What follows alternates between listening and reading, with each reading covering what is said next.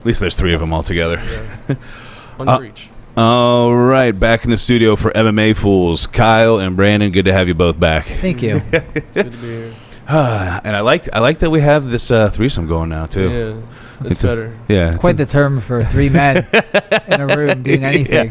Yeah, well, you know. The trifecta. The trifecta. Yeah, a little. The tripod. You can call it threesome. I don't care. I don't feel insecure about that. Just be careful because you're kind of like off to the side like this when you're talking instead of being in front of it. I want you to go full You don't have to be like right on it, but yeah, you just got to make sure you're in front of it. All right. All right. So we have quite a bit to go over because we had to miss a few episodes. One, because I got fucking quarantined.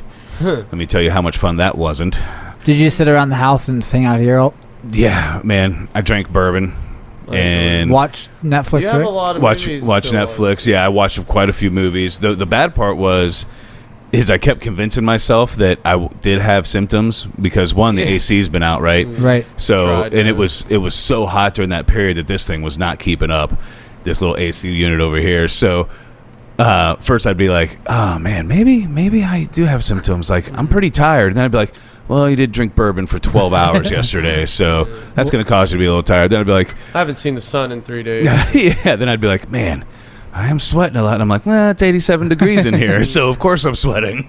Yeah, turn yourself into hypochondria. I caught hypochondria. Wow.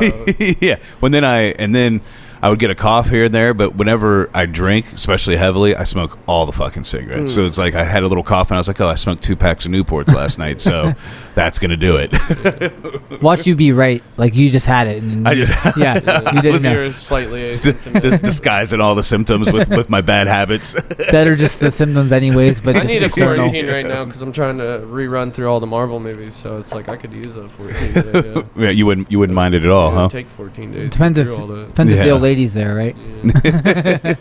It's a different quarantine then. Yeah, hold on, I'm gonna check something real quick. Good.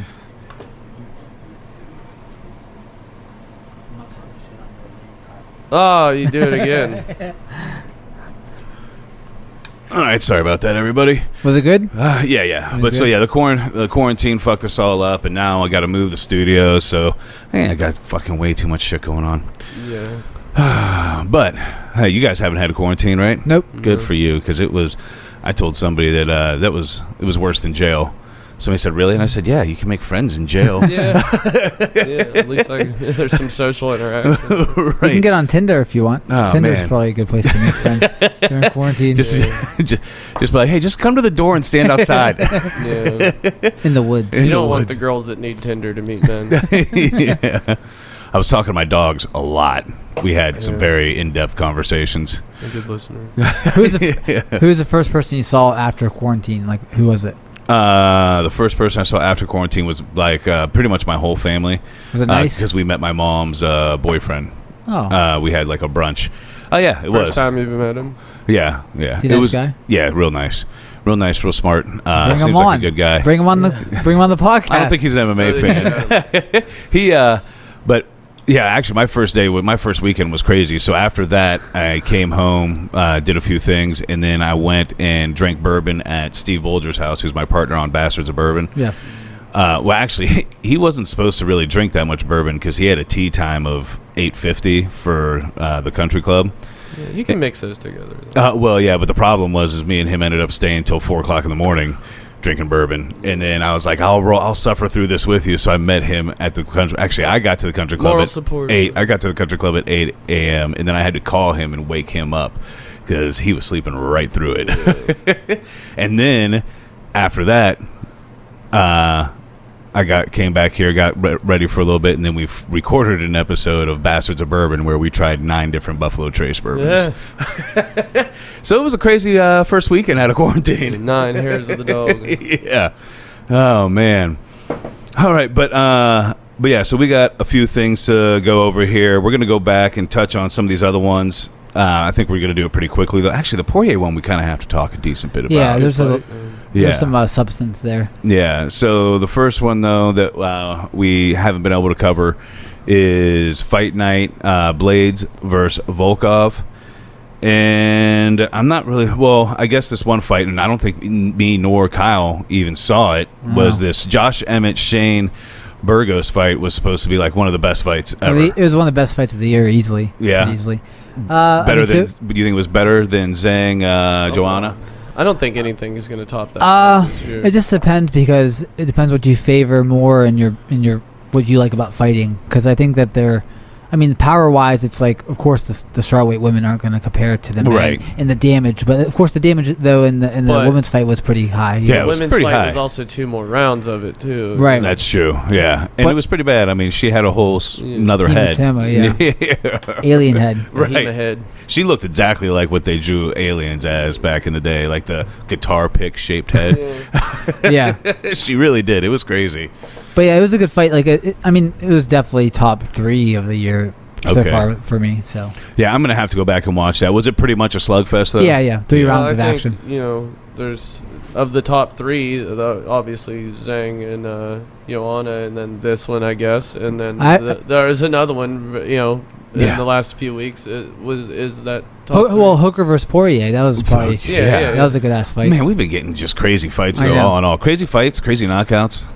I kind of like the no fans. Me too. They kind of let up on the gas in the last couple rounds there, but like, it's a top 5 fight of the year. Oh yeah. I guess we'll get to that though. Yeah, we'll get to that. We're gonna go, cover that here in a minute. So we have Curtis Blades versus Alexander Volkov. Curtis Blades was talking crazy before this fight. Yeah, like he was just gonna manhandle him and show why he deserved it, which he did manhandle him. Yeah, but he didn't cause damage. In this literal sense. Yeah. Not really. Yeah. It was he did what he had to do to win, because he's not the striker that Volkov is. But as far as making yourself somebody who wants to be, who fans want to see in that title shot, it's hard to put him there yet, just based off his performances. It's like we know where the heavyweight division, everybody stands in the heavyweight division pretty much. Yeah. It's going to be the same results with these guys. Yeah, well, and what are you going to, who's he going to fight? He already lost to Francis twice. So. That's what I'm saying. He already lost to Francis twice. Francis has got to be right after, Cormier and Stipe. So DC versus Blades would be maybe the most interesting fight for Blades, but that's never going to happen. No. Yeah, that's never going to happen. And the division moves so slowly with these top guys that it's just so stagnant for 8 months at a time. Yeah. There's not a lot of trajectory either way. I hate to say it. I think a lot, because we kind of know exactly where most of them stand. Right. It doesn't seem Curtis Blades, I don't think, has really a chance to beat any of the top 3. No. I really don't, and it's hard to see anybody. The only one I could see being somebody that could maybe beat one of those guys, and I feel like it's crazy for me to say though, is Alistair Overeem. He could beat anybody. That last time, Overeem's the wild card. Yeah, because at any given night, I feel like he can beat anybody. His striking is that good. Yeah, it just depends. Because it depends on if you catch him too, because he's so chinny that. I would never bet on one of his fights ever in my life. We said it last time. I never will either. He's got a puncher's chance in every fight, though. And he's really one of the most well-rounded heavyweights. Yeah, and it's really weird because sometimes his chin looks like it's just an off-on button. But every once in a while he takes a bunch of blows. Yeah. The last fight he got rocked pretty well in that fight. I think we talked about it in the last podcast, but he was almost out and he recovered. And I'm like, it's weird to see him recover because you just assume. If he gets rocked, he's just done, because his reaction time is very poor. Yeah, his defense drops, and I think maybe that's the fight for them to make is Blades versus Alistair Overeem. A rematch. It would be a rematch. But would it be? But that happens. Heavyweights are always rematching. But also they train together at Team Elevation in Colorado now again. Intrigue. So it'd be one of those fights where I imagine Overeem has enough clout in his career now that he doesn't have to take a fight against somebody he's training with. That's true. Yeah. He's not like an up-and-comer. So yeah, I agree with that. What else? Go scan down. Let's see. I don't know. Scan down. No, boring. Actually, it was nice seeing Jim Miller get a win. Yeah, I always root for that guy. Yeah, he I love his submissions too. He always has really good submissions. I can't remember what this one was, but armbar, I believe. Armbar. I'm glad. He's just it's an old reliable a man's fighter. Man, every man kind of dude. Right. I just always liked Jim Miller. Just grinding out, it's just a kind of a journeyman, but not like the negative sense. But he made his career as MMA. He's been fighting forever. Yeah. He was really good at one point. Now he's just good in sort of. Yeah, maybe like 5-6 years ago, there was a point where I thought he was going to make a legit title run. Right. He was maybe like 2011. Yeah, it might be a little longer. But. Clay Guida was on the undercard, who is just always fun to watch. But I mean, his skills are so rudimentary. Yeah, like he's not progressed at all. And not even a little bit. Remember when he beat Pettis? His X factor is just being able to take so much abuse, and then hopefully catch you at some point. how he looks exactly the same. Like he doesn't look any even worse as a fighter. No, not worse, not better. No. Just exactly the same. 2008, hair in his way, swinging with wild hooks. You need a fun fight on an undercard, though. Tisha Torres was on there too. I mean, she's she looked pretty good in that fight. I remember that her striking was really fast and explosive. That girl's hair is super red. I don't know. Not much hair. I don't remember much of these. I remember the fights, but I don't want to talk about them. Yeah, it's like, what's the point? So let's go back. Unless the fans want to hear about Justin James versus fucking Frank. If you want to go Camacho. that deep, you're gonna have to call some other guys. Yeah, maybe this isn't the show for you in that case. Maybe message them on Instagram and have them talk about their own fights because they probably will. They probably are available. 2,000 followers on Instagram. Yeah. Maybe we should do that. Interview. All right, so Poirier versus Hooker is going to be the next one. We'll start at the bottom of this because this whole card was good. Yeah, it was. Yeah, it was a solid fight night for sure. Honestly, I think this card overall was better than the pay-per-view we all just watched. Yeah, well, Sometimes you get a good card on paper, and it's good on paper, and like it's still good. But then you get a random card with random fighters, and it's like all bangers. Well, it becomes a lot of guys that are trying to make a name for themselves, and because there's not a lot of names on one card, and those end up a lot of times with some of the most interesting fights because maybe there's a big skill gap and somebody knocks somebody out real easy, or some guys are really trying to make their name for themselves.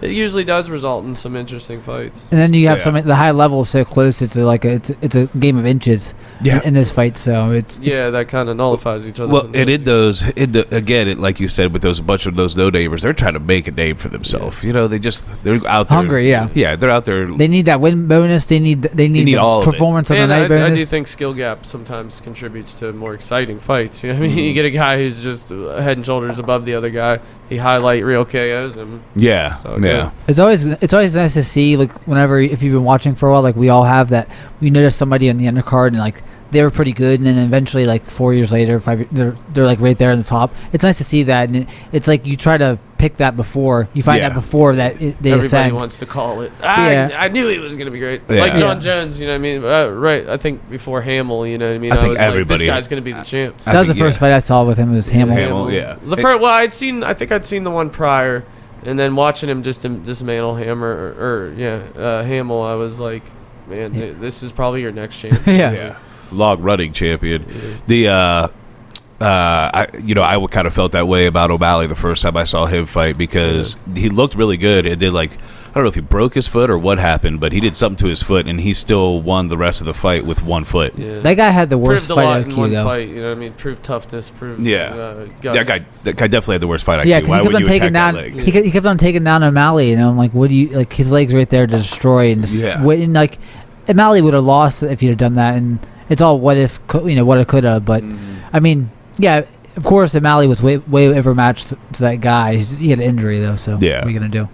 All right, so the 2 fights about all the prelims I think we should talk about. I didn't really see the rest of these, but dude, that Tanner Boser knockout that was a good knockout. It was a vicious knockout. And how much has Philip Lynn's stock dropped over his last 2 fights, man? Yeah. He lost a faded Arlovsky, and then he lost Philip Lynn's. Then this Tanner Boser. And Tanner Boser, I mean, he looked decent. I mean, it was a vicious knockout. And supposedly he didn't really have knockout power beforehand, which seemed crazy to me because he crushed that guy. And I think he only lost last to Cyril Gain, who's a high-level kickboxer coming, in the UFC now, but who's undefeated in the UFC. But so his last loss wasn't that bad. Because I think that I rate Cyril Gain pretty high. I don't know if you've seen him, but I've heard about it, but I haven't seen it. He has 3 fights in the UFC, and they're all pretty good. Like, he has a submission, a knockout, and a decision. So, but it's weird because you see like these guys like Tanner, and it's like, was he going to be something? I don't know. Yeah. And like how long is it going to take for them to get to the top? Because they only fight. It seems like the heavyweights fight once a year. So yeah, but you can also fight till you're 40 at heavyweight. Yeah. But definitely, they should. Anybody in the heavyweight division should be trying to fight at least twice or 3 times a year. Because you could skyrocket up to the top, man. Because there's nobody above the top 3 that anybody finds really appealing. 3 fights and all of a sudden you're in title contention, right? You know what I mean? You could be going to title contention in a year and a half. Yeah, they're looking for those guys, right? Yeah. I also hate though that you could also have a 4-fight win streak of just guys that also no one's ever heard of. Like, he knocked out Philip Lins, and like no one really knows who it is besides hardcore MMA fans. Yeah. But like you could have a win streak of Philip Lins, and like you still don't have any notoriety. They're still on the undercard, so it's like it's also the UFC's fault for not highlighting these guys when they do get some momentum. It's like they need to put these guys, especially they did it with flyweight. Flyweight title contenders would be on the undercard right before their title fight. Yeah. Right. They had a showcase of them. Yeah, and it's like, well, they don't give a shit about the division enough to sort of build some momentum, you know. Yeah, well, it seems like probably because the same thing we're thinking. Like, we all know what's going to happen in that division. Yeah. It's the top 3. And it's only those top guys that sell worth anything. Yeah, them and Derek Lewis, and you know. Yeah, it's weird how Derek Lewis. I can't even place him in the division because it's like, I really can't tell if he's that good or not. Yeah, Blades versus Lewis. No. Yeah, I don't think they fought yet. That might be a good one. But that was a good knockout. Then this next fight I was pumped for, Luis Pena versus Cabo Worthy. Again, coming in as an underdog, and again getting the win. Yeah. The first time by knockout, this time by a little slick submission. Yeah. I forget what the submission actually was. What was it? It was like a Armin guillotine or a variation. Like a modified guillotine. But it was a little hairy there. Like, he wasn't exactly like dominating the fight for a while. He lost the second round pretty definitively. Right. Oh yeah, I mean he was going to lose a fight if he didn't finish him. The first round was close. I thought he could have maybe edged that with striking. Yeah.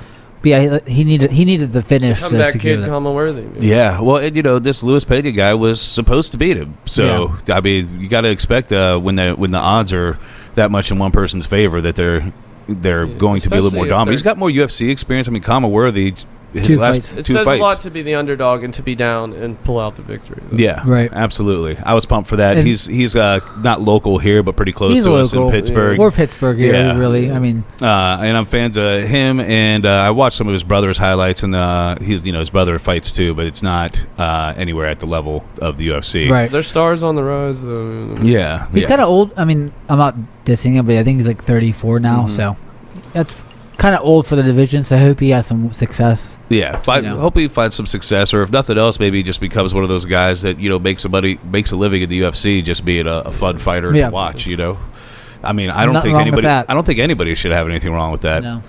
And then we get to the main card, and we'll start at the bottom here. And first was Sean Woodson versus Julian Rosa. That was an excellent fight, man. Sean Woodson looked slick on his feet. He does, yeah. Yeah, but he gassed. Yeah. He threw a lot. There was a lot of output on his part, though. Yeah, because Rosa has a great chin. I didn't realize how good his chin was. Cause I've seen him fight before, and you sort of pay attention to fighters like him before, and you know his name. Mm-hmm. But he actually impressed me a lot. And they both impressed me. It was really back and forth from what I remember. Yeah, it was really back and forth from what I remember. I don't remember it as well as I wish I did. I don't remember this submission either.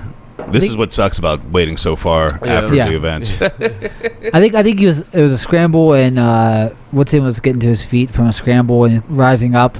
He locked in a guillotine as well, so he caught him in a choke. Man, we saw a lot of submissions on this card and some weird ones too. And I think a tribute to that is the small cage they use for these events. Is that the small cage sort of forces scrambles, it forces the distance to be a lot different. Yeah, they say it ups the striking 20% more output. I think I like the smaller cage. I also think I like. I think I'm starting to really like the no fans. Yeah. Last night was not a smaller cage though. No, it was a regular cage. Yeah, but the no fans, man. It seems like the fighters are more keyed in. They don't ride the adrenaline train of the crowd. You know what I mean? Right, and it also influences the referees. At the very least, it has not given us bad fights. No, we've had great fights. Yeah. I mean, I can't remember having this many cards with amazing fights. Just random fighters in a row. Too. You don't even really, people fighting at catch weight and stuff because they're like, we're just putting fights together. The product has not suffered at all. No, so then it's not better. Yeah. Then we had Takashi Soto versus Jason Witt. Jason Witt was just outclassed all around. Yeah. Shouldn't have been in there against Soto. No, definitely should not have been. 47 seconds. Yeah, yeah, it was. There was nothing too much to that. Sato was picking him apart the whole 47 seconds, and then it was over. Well, 47 seconds and probably $12,000 paycheck. Not too bad, but take it. Yeah. If I could make that every 47 seconds. Right, I'd feel all right about myself. The studio would be a lot nicer. We'd have 3 cameras for sure. You'd be so concussed though, you'd not be able to host a podcast. Your brain would be scrambled if you're getting knocked out every 47 seconds. I'd be ODing on Alpha Brain. I don't recall this next fight. I remember it. I remember it being a great fight. It was a great fight. Yeah. Because, well, one thing, this guy doesn't have this long hair. In the fight, he had shaved it. Yeah, and in the fight, he had a shaved head. They had the same head, basically. Yeah. In the real fight, like they were the same person, head-wise. Just one had more tattoos. Yeah. But from what I remember, it was a great back and forth. We saw a little bit of everything, right? Ground game. Yeah. Everything. They had some of the best grappling action I've seen in a while. In terms of like people advancing and sort of sweeps and in a lot of different back and forth. They all had their moment. They both had their moments in the fight. So yeah, it was a good fight. I look forward to seeing both these guys again. I do remember that. Then this one, boring, man, so boring, dreadful, dreadful. But saw possibly the weirdest submission of all time. Yeah, I didn't know what happened. He was like, wasn't he like laying on top of Maurice Green, and Maurice Green had like just his arm in the way or something? Yep. Oh, that's the one where the guy was on top and tapped. Top tapped. Yeah. Like he tapped from being. He's exhausted. had him wrapped around like his neck. Yeah. Okay. He sort of was touching his neck too hard, I think. Like, I don't know if he was just so exhausted that the little bit of pressure that was on his neck, he like panicked. Like, I can't fucking breathe. Oh my God. He's only had 25 fights probably, so you think he had been there a few times. Right. Well, the one thing is I don't think he's normally a heavyweight. I think he's normally a light heavy. He shouldn't be normally a heavyweight. He looked like a very short offensive lineman. Yeah. It looked like he was out of shape at heavyweight. Yeah, he definitely did. I mean, it was weird because he showed like it was a boring fight all around. Neither of them looked good, but he showed, I thought Vellante actually showed a little bit of acumen on the feet. Nothing crazy. Yeah. I mean, his leg kicks were vicious. Yeah. But he wasn't really putting anything together. I always wonder whenever fighters like that fight, do they know, like, does his coaches know that his offense is this, that, blah? You know what I mean? Like, I always wonder how self-aware a camp and a fighter is about their skill set in terms of the division. Like, do you think you're going to be champion? Yeah. Like, I always wonder that. Like, you should know that you're just here for paychecks, right? Yeah, like, what's your aspirations here? Because he's 30, I think he's like 35, 36. You're not going to get better at that point. You just are who you are, as far as fighting goes. But and you just got submitted by limp arm. Yeah. Yeah. Annoying arm on neck annoying arm on neck submission. Or tired, gas out tired on somebody. Right. Congratulations, Maurice Green. And he was crying and stuff afterwards. Yeah, it felt good. I mean, I felt happy for him, but he was saying, like, if I lost this fight, it was probably the end of my UFC career. I was probably going to, how much more time have you bought yourself? Yeah, I wouldn't feel too confident about them, like, signing you for another fight from that display. Yeah. He's probably going to get another fight. I mean, I guess putting it out there like that, it's hard to cut him whenever he's crying over winning. Right. And getting another fight. Yeah. I mean, UFC has a public image to uphold here. That's true. Though I don't know how many people saw that fight, but But man, it was not, and he looked like he should have destroyed him because he was so much physically taller than him. So much. Yeah. And his striking is so wet noodle, like in terms of striking. Like he had no really pop on his punches. His kicks were okay, but he had like the Greg Jackson knee kick that they all do now, and I hate that. Like they say, oh, he's been training with Jackson Wink, and I'm like, oh, here comes the push kick to the knee. Like what do they call that? The oblique kick or something like that? Yeah, like John Jones they start seeing with John Jones, and now all their fighters do it. Yeah, and John Jones does it well, but I would use it though. Yeah, I'm not saying it's bad, but like if that's your offense, it's really boring. Yeah, but if you can catch a guy off guard, hey, yeah. But I still think of most of the time, as we've seen in a lot of these fights lately, it seems like every fight has great leg kicks anymore. Yeah. Calf kicks especially. Right, but those leg kicks are vicious, man. Like, I would rather do that than that obligatory oblique kick. Yeah. And it's weird that, remember, 12 years ago now, or maybe, but Shogun like pretty much beat Machida with leg kicks, and the judges didn't score leg kicks at all at that point in time. Because I definitely feel Shogun won that first Machida fight, and it's like for him to have lost it, they must not have counted those leg kicks or something. Or anything, yeah. Yeah, because it was it was ridiculous how beat up his legs were. Right. They were doing anything they could to bring life back to Machida's legs in that fight. But anyways, his quarter, man. But so then we got Mike Perry versus Mickey Gall. The crazy thing about this one was Mike Perry didn't have coaches. Yeah. Not only in his corner. He did have a coach. His girlfriend. His girlfriend was there, and she was also the one like giving him water and putting ice on him. Like that was. I think he had that in the cup, man, and that was what he had.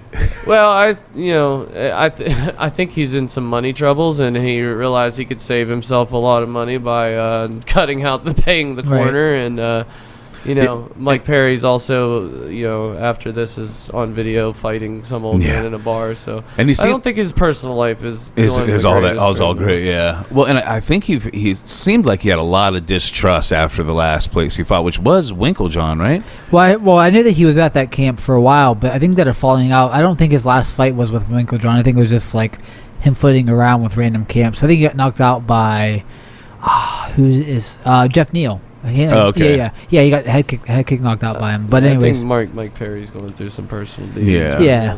But all this stuff created a lot more intrigue for this fight than a lot of fights that you see with bigger names and more highly ranked fighters. I wanted to see Mickey Gall win just because I think he's smart at marketing himself. So Mickey Gall? Yeah, I mean, he took the CM Punk. Well, now people know who Mickey Gall is.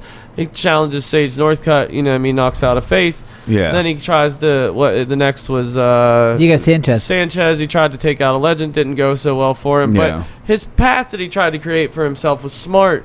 Right. So, I like the guy for his intelligence and as far as, making himself a name for himself. But it's great he's good at marketing, but he was completely outclassed in this fight. His striking looks better though. He seems to have hit his ceiling though. It did. Yeah, I think he needs to go fight in another promotion for a little while, because he's still young. Right. I think go fight in a different promotion for a little while, get some more fights underneath your belt, and then try to come back, because he was just so outclassed from a guy that didn't have a coach through training camp and didn't have a coach in his corner. And he's suffering from whatever. Right. His mental anguish is definitely there. And his path of victory for me before the fight was grappling, and he got outclassed in that area pretty badly. Way worse than striking. His striking he was edging the striking pretty well. He wasn't landing power shots, but he was probably landing more shots. And he looked cleaner. I think that's a good idea. I think Mickey Gall could make a name for himself somewhere like Bellator and stuff. Yeah.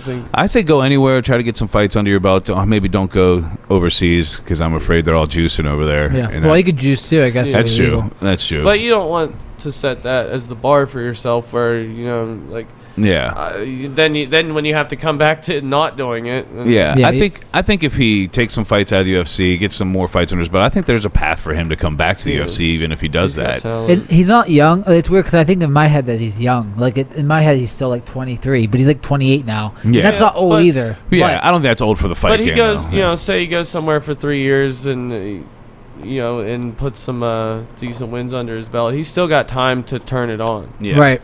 Because not being able to be, again, and also not being able to beat Diego Sanchez. I mean, Diego Sanchez is also a fighter whose style has never changed. He looks just like Clay Guida. Yeah. They exactly the same. Maybe even worse. Because he used to use his grappling a lot more than he does now. He sort of brawls.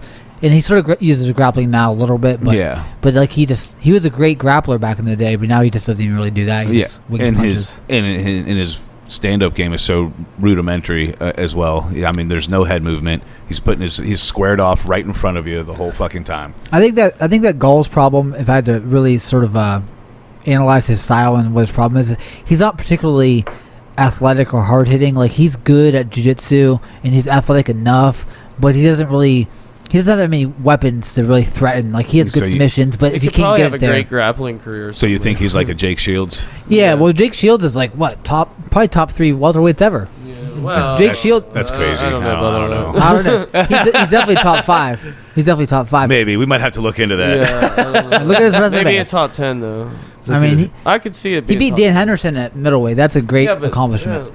Yeah, I will say it's a great accomplishment. But Dan Henderson, even though he still had a lot of career after that, it's hard to say Dan Henderson was ever out of his prime when he was fighting. He had an 8-year twilight. Yeah, it was so fucking crazy. But he had the equalizer. He had the H-bomb. You know what I mean? But at some point, you really noticed how much Dan Henderson couldn't move. Like, if he threw a kick, it looked like stick figure movement. You know what I mean? His hips were like really stiff. It seemed like his whole back was fused together. But Shields also beat Maya and beat Woodley. Those are great wins. For I would expect. Woodley before Woodley became Woodley, because I was in Strikeforce, correct? Well, no, he beat him in the UFC. Woodley's second fight after he knocked out Jay. That's Jay impressive. Huron. Yeah, that's impressive. So it's weird because his style is so boring but. He has really good wins on his. So resume wise, he's at least top 5. I'd say welterweight. Yeah, Maya is kind of a match for him because they're both just great at jiu-jitsu. You would think Maya would inch that out, but beating him in a grappling setting is a lot more impressive than some wins some knockouts people have. If you can beat Maya at pure grappling, wow, because he's maybe the best MMA practitioner of BJJ ever. Right. Yeah. All right, so Mike Perry looked good. Mike Perry's got some things ahead of him. Who knows when he'll fight again? He really should. Then, because I like him, to be honest with you, and I like how real he is and he's raw. He's a personality for sure. Yeah, when he's just raw, his post fight, and his post fight. I mean, he was just being brutally honest, like how much trouble he was in. Taxman cometh. Yeah, I don't think he'll ever get so much better that he's going to be a championship contender, but he's a fun action fighter for the division. But he could be a fun name. If you I think he'll stay top 10 his whole career if he stays in. If you book him versus Robbie Lawler, that's a good that's a fun ass fight. It's a fun ass fight. I mean, Lawler probably knocks him out. I would assume. Yeah, but you never know, because I was shocked by how quickly Woodley took Lawler out after Lawler just got his face smashed in by a McDonald. It was man. Woodley got you with one punch, though, huh? Woodley hits hard whenever he throws the one punch in the fight he throws, but the one he's looking for. Right. All right, so then an amazing fight. We had Dustin Poirier versus Dan Hooker. Dustin Poirier, to me, definitely won this fight, but man, it's it was a tale of two fights. Fight. Tale of two fights in terms of how the rounds split up. The first 3 opposed to the last 2. Yeah, because I feel like Hooker was doing really well in the first 2 rounds. He almost had him out in the second round for sure. Yeah. 20 more seconds after that knee, he would have really. Yeah, that would have probably. It went how I thought though. I was like, Peoria's going to show you why he resides in that top 5, and Hooker's going to show you why he's number 6. I would say based off of performances, Dustin's probably number right behind Khabib. I'd say he knocked out Gaethje, so that's I'd love to see Conor fight Peoria again. I would too. I really would. I'd like to see that. Just because of how impressed I was by Gaethje's last performance. Right. I would still say Gaethje's ahead of him, but I say Poirier's 3. Right. Yeah, without a doubt. But I think there's a fairly steep gap there, but there's not a very steep gap between Peoria and Hooker, but there is a gap. I knew that. Going in, I was like, I think Peoria is going to show you exactly why he's just above where Hooker is, and that there is a little bit of a gap that separates that. It's hard to know because it's all about styles. Somebody Dustin versus Conor, that's a straight up striking match. And I feel like Dustin versus Khabib is a different match. They'll match up way differently in the top 5. Yeah. So you can't really. It's hard to. The rankings are always sort of artificial and based off the last fight they fought in. You know, because he said Conor beat Dustin 6 years ago, or whatever. Yeah. So it's but that was at 145, and they're way different people then. Different fighters. But this fight in general was awesome. I mean, great back and forth. 2 guys put it all on the line. Yeah, I mean, they were both beat up after this fight. People wanted to say fight of the year, and I'm like, yes, you might be right if Joanna versus Zhang didn't happen. Yeah, because that fight was crazy too. I would say this is probably a better fight for me. Just even though with the lull in the action in the last 2 rounds, I just feel like it's weird because the skill level for me is higher in men's MMA, and that might be bias. It just I feel like it's just 2 top level men, 2 top level women.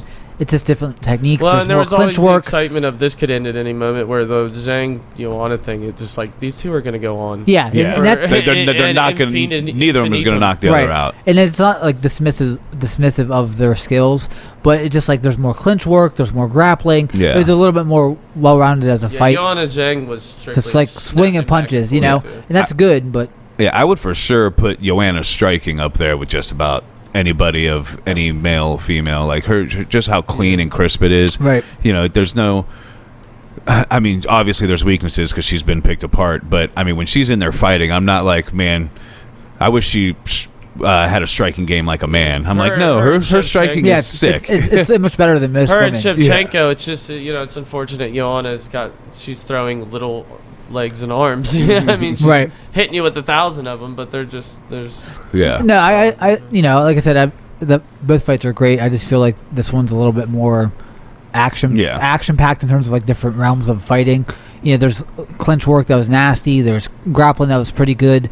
There's a lot more takedown attempts. I think you got to give it to Joanna and Zhang. I still think I give it to them. I get what you're saying. I couldn't believe that they were. I'm like, oh my god, I can't believe these Joanna two people didn't even look standing. like the same person after. Right. You know what I mean? You couldn't recognize her. Without the hematoma, though, would the fight be as good? Because she was still getting fucking whacked. Yeah, just like the visual of that is a lot more lasting. Because actually, I felt Joanna won the fight. I did too. Even though she looked worse. The hematoma probably lost her the fight. The fight for sure, because I thought she won it as well. I really did. I was let down. I wasn't mad at the decision. No, because it was close enough. Yeah, but So Poirier wins, moves on up. He needs to fight McGregor. I think Conor needs to come back and fight. Well, I got that section coming up too. We're gonna pick who we think these people should fight. So all right, so let's move up. And we got to go to the next set here, huh? So now we're going to be going on to the pay-per-view, UFC 251. Headlined by Street Jesus and Kamaru Usman. Dirty Man George, that was Usman was calling him. Dirty Man George. Just snag with him for me. Oh, yeah. All right, so back on past events. It's really nice when I have somebody else doing this, but you need to hire somebody. Put them on the salary here. I wish I could. I can barely afford my bills. All right, so if you want it to be better, volunteer. Yeah. So we're gonna go. I'm just gonna go do the main card on this one. I mean, there was a sick. We can talk briefly about that knockout in the first in the prelim. About the headline of the prelim card, but yeah. Well, that was. I mean, Yuri Proyaka, I think that's how you pronounce it. But versus debuting. Ozdemir. Knocks out number 7 Volkan Ozdemir, who's pretty durable, pretty good fighter for the division. It was just wild because what's his name? Yuri Proyaka. Yeah, he looked sloppy, but at the same time, completely dangerous. Like, and the whole time you're like, man, you're gonna get clipped if you keep being this sloppy. And right. Eventually it just worked. Good thing that most light heavyweights are plodding and kind of not fast. Yeah. Like they're not really like snipers. But that guy, if he hones his skills, I think he's a legit threat. And you got to think about how young he is in terms of the division. He's 27. That's young for light heavyweight. That's kind of crazy. When you have 37-year-old Shogun still hovering around the top 10. And he was the champion from Ryzen, right? Yeah. He has 3 losses. I think he got knocked out by King Mo Lawal back in 2015. He avenged that loss, knocked out King Mo. And then he's been fighting over there since then. So I knew about him for the past 2 years, maybe. I think he needs to clean it up a little bit, but man, if he does, watch out. Yeah, I heard quite a few people talk about this guy before the fight. MMA pundits or whatever. But I think he has the most. I think he has the most cage time and most 5-round fights in Ryzen history as well. No shit. Which is great coming in the UFC because you need that experience. 5-rounders if you're going to fight against someone like John Jones, right? Who has nothing but 5-rounders for the last 10 years. That's experience you sort of need to have a little bit of. Right. You said Volkan was rated ranked number 7. Yeah, you knocked him out and finished him. Only knockout of his career. So that's for Volkan. That's impressive. Yeah. So, and Volkan's no slouch on the feet. No. He has good power too. Yeah. I mean, Ozdemir at one time was contender, number contender. Yeah. Fought against Cormier. Yeah, and you have a legit threat in this. And he also, I mean, you guys don't remember the fight. He arguably beat Reyes, who could be champion under different judges. So you realize the skill sets of like Proyaka versus Reyes, could be up there, top 5 even. Yeah, absolutely. I can't wait to see the guys' next fight. I'll definitely be paying more attention. You did show me the knockout, right. And I mean, he knocked him out cold. Yeah, I mean, flatlined him. Yeah. All right, this fight, right? So then we got Amanda Ribas versus Paige Van Zandt, and lopsided underdog. She's plus $5.50. Yeah. Kyle has a lot to say about this fight. Well, I put free. I bet on the fights, and they gave me free $50, and I was like, dude, that $50 if Paige Van Zandt wins turns into $300. Mm-hmm. I'm like, I know this Amanda chick's a killer. She owes but you. I'm like, Paige, she has a little bit more UFC experience, and Amanda was going up a weight, so I was like, I'll throw the free $50 at it. Yeah, well, this girl's talking about eventually wanting to be a two-class champion. One thing I'll say, Paige Van Zandt did. She needs to get out of the UFC. She should go fight somewhere else. Maybe she said she wanted to test free agency, and I think Dana was asked last night about that, and he was like, I think she should probably try to. Yeah, she definitely should. She did. I think if I remember correctly, she did like rock her a little bit at one point, but she clipped. I mean, she made her nose bleed. That's what I mean. Yeah, made her nose bleed, but it was bleeding bad too. Actually, because I thought Paige was bleeding. It was all over her. Yeah. And then. But anytime I see a fighter, when somebody's throwing punches at them, they just stick both their hands out, like, stop. It's not a good sign. No. It's like you're trying to stop the schoolyard bully. Right. It's like you're not ready. It's mostly women.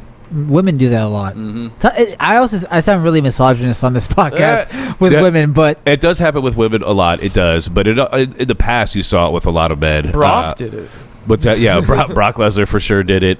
You saw. You wouldn't tell him that to his face, right? No. I thought Paige just did Dancing with the Stars, and I'm like, man, maybe that helps her cardio. And footwork. I think she did that before. She had a fight since that she had beat Rachel Ostovich.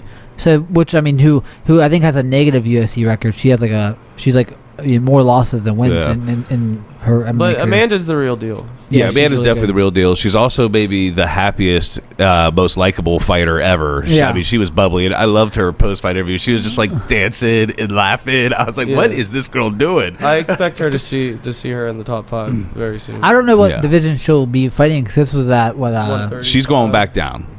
This is 125, and then she's going back down to 115, I imagine, right? Yeah. She's going back down. She wants to compete there first, and then eventually she wants to come up to flyweight. She wants both belts. I mean, maybe she might end up being the only interesting contender against Shevchenko if she stays at 125. If she stays there, but that might also be why she wants to fight below for a little while. Like let me get some more fights under my belt before I try to go for. If she wins 2 fights at 125, they're gonna go ahead and fight Shevchenko. Yeah, because there's no one else to fight her. Yeah, and I don't think she wants that at this point of her career. And 115 is pretty stacked. Like as far as the women, it's the the best women's division is 115 in terms of competition. Yeah. It's just there's 4 or 5 of them. The top 5 is like the best top 5 in any women's. Is that Rose's? Yeah. Rose, Andrade, Joanna. There's Zhang, obviously. Mm-hmm. Yeah, Tatiana Suarez, right? Yeah. She's pretty good. Amanda, depending on what she's. But Amanda looked great. Paige, find something, go to modeling maybe. I love her. She's awesome, but she doesn't belong in the UFC as of right now, I would say. She's also had a lot of injury issues, man. She doesn't get to fight very often, so I will give her that leeway. Right. But she looked outclassed. Outclassed completely. Well, whenever you only fight once a year and then you get washed in like a few minutes in the first round. Yeah, you didn't gain a lot of experience there. Yeah, you just got washed, and it's probably defeating too. I will say she's tough as fuck. Yeah, she is. Well, whenever Rose beat the shit out of her for 5 rounds or whatever it was back in the day, it was like she got battered and she still hung in there. And even how long she did not submit from that armbar, because that was locked in well before she tapped. Yeah, she tried to roll out of it. So then we'll move on to Jessica Andrade versus Rose Namajunas, Thug Rose. Great fight. Rose's boxing is so good. It's so good, man. She just glides around the ring, and man. that jab, man, she's so accurate. Accuracy is her biggest attribute, I think. Like everything she throws lands almost. And the way she fights too, I think that Andrade is probably the worst matchup for her in the division based off of like how strong and powerful, and like Andrade as a gas tank is so good. She throws bombs for the whole fight. Well, she never tired. And I think that's the only reason, because like I said, Rose, to me, her striking is poetry in motion. It is, It's so insane. Then she got tired. But I think part of that getting tired was getting smashed in the face a couple times. As good as Shevchenko is with the kicking, Rose is on with their hands. Yeah. And as soon as I saw her nose busted up, I was like, she's gonna have a little problem. Yeah. because she fucking waxed her nose. Rose was getting tired at the end, though. Like, Andrade's gas tank is hard to deal with. Yeah. And she's the only woman fighter in that division that has that sort of pace and gas tank and power that carries. Like that Clay Guida constant. Yeah. Constant crazy head movement. But Rose, for the first 2 or 3 rounds, just looked unstoppable. But how, like, Andrade is constantly back and forth. And how often, I mean, when does that get predictable where you're just going left to right constantly? Well, there's something to be said about effective head movement, and it's hard to know if something's effective. Because someone like Dominic Cruz, it's effective until somebody like Cody Garbrandt comes along and makes it look stupid by just standing there and you're just moving around for no reason. Right. So you sort of need to assess. You move left, right, and she keeps jamming. Right. It's like Clay Guida. Whenever he moves around so much, it's like you don't have to do that half as much. Yeah. He looks like he's gyrating. I did feel like Andrade looked better. Like she's still improving. Yeah, I agree. Still improving fighter. I agree. I like that somebody said that they called her the female Wanderlei Silva. little more skill set. Yeah, it's probably better. Wanderlei is good, but Yeah. But Rose also tired in her last fight with Andrade. That's how she sort of got in that clinch situation that got her slammed. Yeah. So I wonder if it's something about Rose's style that it's like, or just the matchup with her is like she gets tired in this fight. Well, you got to think about how much Rose is moving around, man. Yeah. Like when I say she's gliding around the ring, it does look smooth, but you got to match. Like it seems like she covers so much ground so quickly. And she has intelligent footwork too. She did a good job of avoiding getting in that clinch, though. She avoided it the whole time. To me, Rose is one of my favorite fighters. I love watching her fight. This was almost an interim title fight to me. You know what I mean? Because like I felt like Andrade did get kind of lucky in that first fight. Rose was winning. Yeah. So I mean, to me, it's like Rose never really like. I know she did lose it, but like to me, she's still somebody who's right there in that title picture. And she was still, when she did lose to Andrade, she was fucking her up. Yeah. Right. But those leg kicks were fucking Rose up. That fight started to change towards the end of before the finish. Like I said, she got tired, and in the first one too. Yeah, she was getting tired and a little bit more slower in her movement. Like it just predicating on movement that much, and then if it slows down to any degree and that person's still there, the fight becomes a lot more closer in terms of. It definitely. Well, especially with Rose too, because I'd say Rose's biggest problem is not a lot of power. So when she tires down, she doesn't have power to back that up after that. Did it end up split decision? I think it did. But I think I think it was a clear 2-1 scorecard for Rose. It would have been a robbery if Rose had lost. For sure, it would have been a robbery. But awesome fight. Really enjoyed it. Love Rose. I think fight of the night. Yeah, I think she has a chance to give Zhang some real problems. To be honest, it just depends on how I hope her gas tank's there for that fight. Because Zhang is pretty tough. If Zhang beats Rose, though, I want to see Rose versus Shevchenko or Zhang versus Shevchenko. Yeah, there's not much else for her to do after that. Yeah, I agree with that. All right, so then we have Peter Yan versus Jose Aldo, and I was let down by this fight, man. Yeah, me too. You? Yeah, I thought Jose Aldo had a real chance to win this. He looked great for about 3 rounds. All the way up until the third round, fourth round. I felt like he had a great chance. And he stopped throwing those leg kicks, and they were obviously bothering Yan. Yeah, he had to switch stances and everything. Well, the end of the first round, Aldo, it almost looked like he got a rib broken or something. Yeah, something didn't look right. Right. Because he hit him. Folded over. And right. It could have been ended right there almost. I was impressed, though, by Peter Yan's ability to take those leg kicks and fight and keep going and trying to implement his game plan. Plus, the body shots Aldo was landing was pretty. Yeah, he took all those body shots and kept forward. And never wilted. Yeah. But what was weird to me is, one, Jose Aldo got away from the leg kicks altogether, but also, it's whenever Yan switched stances and didn't have his left leg out as the lead, he didn't attack the other leg. No, he should have beat up the other leg too. Right. Like, you could have taken him completely out of this fight. Yeah. And I will say this, though. I thought Jose Aldo was going to gas because, honestly, when he was walking to the ring, I didn't think he looked good. Well, he's big for that division. That's what I was like, man, you did not fill out enough after the weight cut. He struggle with getting to 145, so I don't know how he's there. Yeah, I wasn't. I don't know, and also he looked sickly before the fight. I don't think he put the weight back on the way he wanted to, and also he that fight should have been called. About 30 about punches a minute before it did. Yeah. Like, I mean, I understand every once in a while he kept doing something to stay in it, but he wasn't going to win the fight. He was giving up. He was just doing enough to, like, it would be like look like the ref was about to stop. To save face. Then he'd do something. But that I feel like the ref almost had to realize like Jose Aldo just isn't going to give up, man. Right. So just you got to call this. It sort of reminded me of that Anthony Smith stoppage from a few months ago. Whenever he was kind of moving and get beat on, but it was just like, it was never a good enough time to stop it. But it should have been stopped.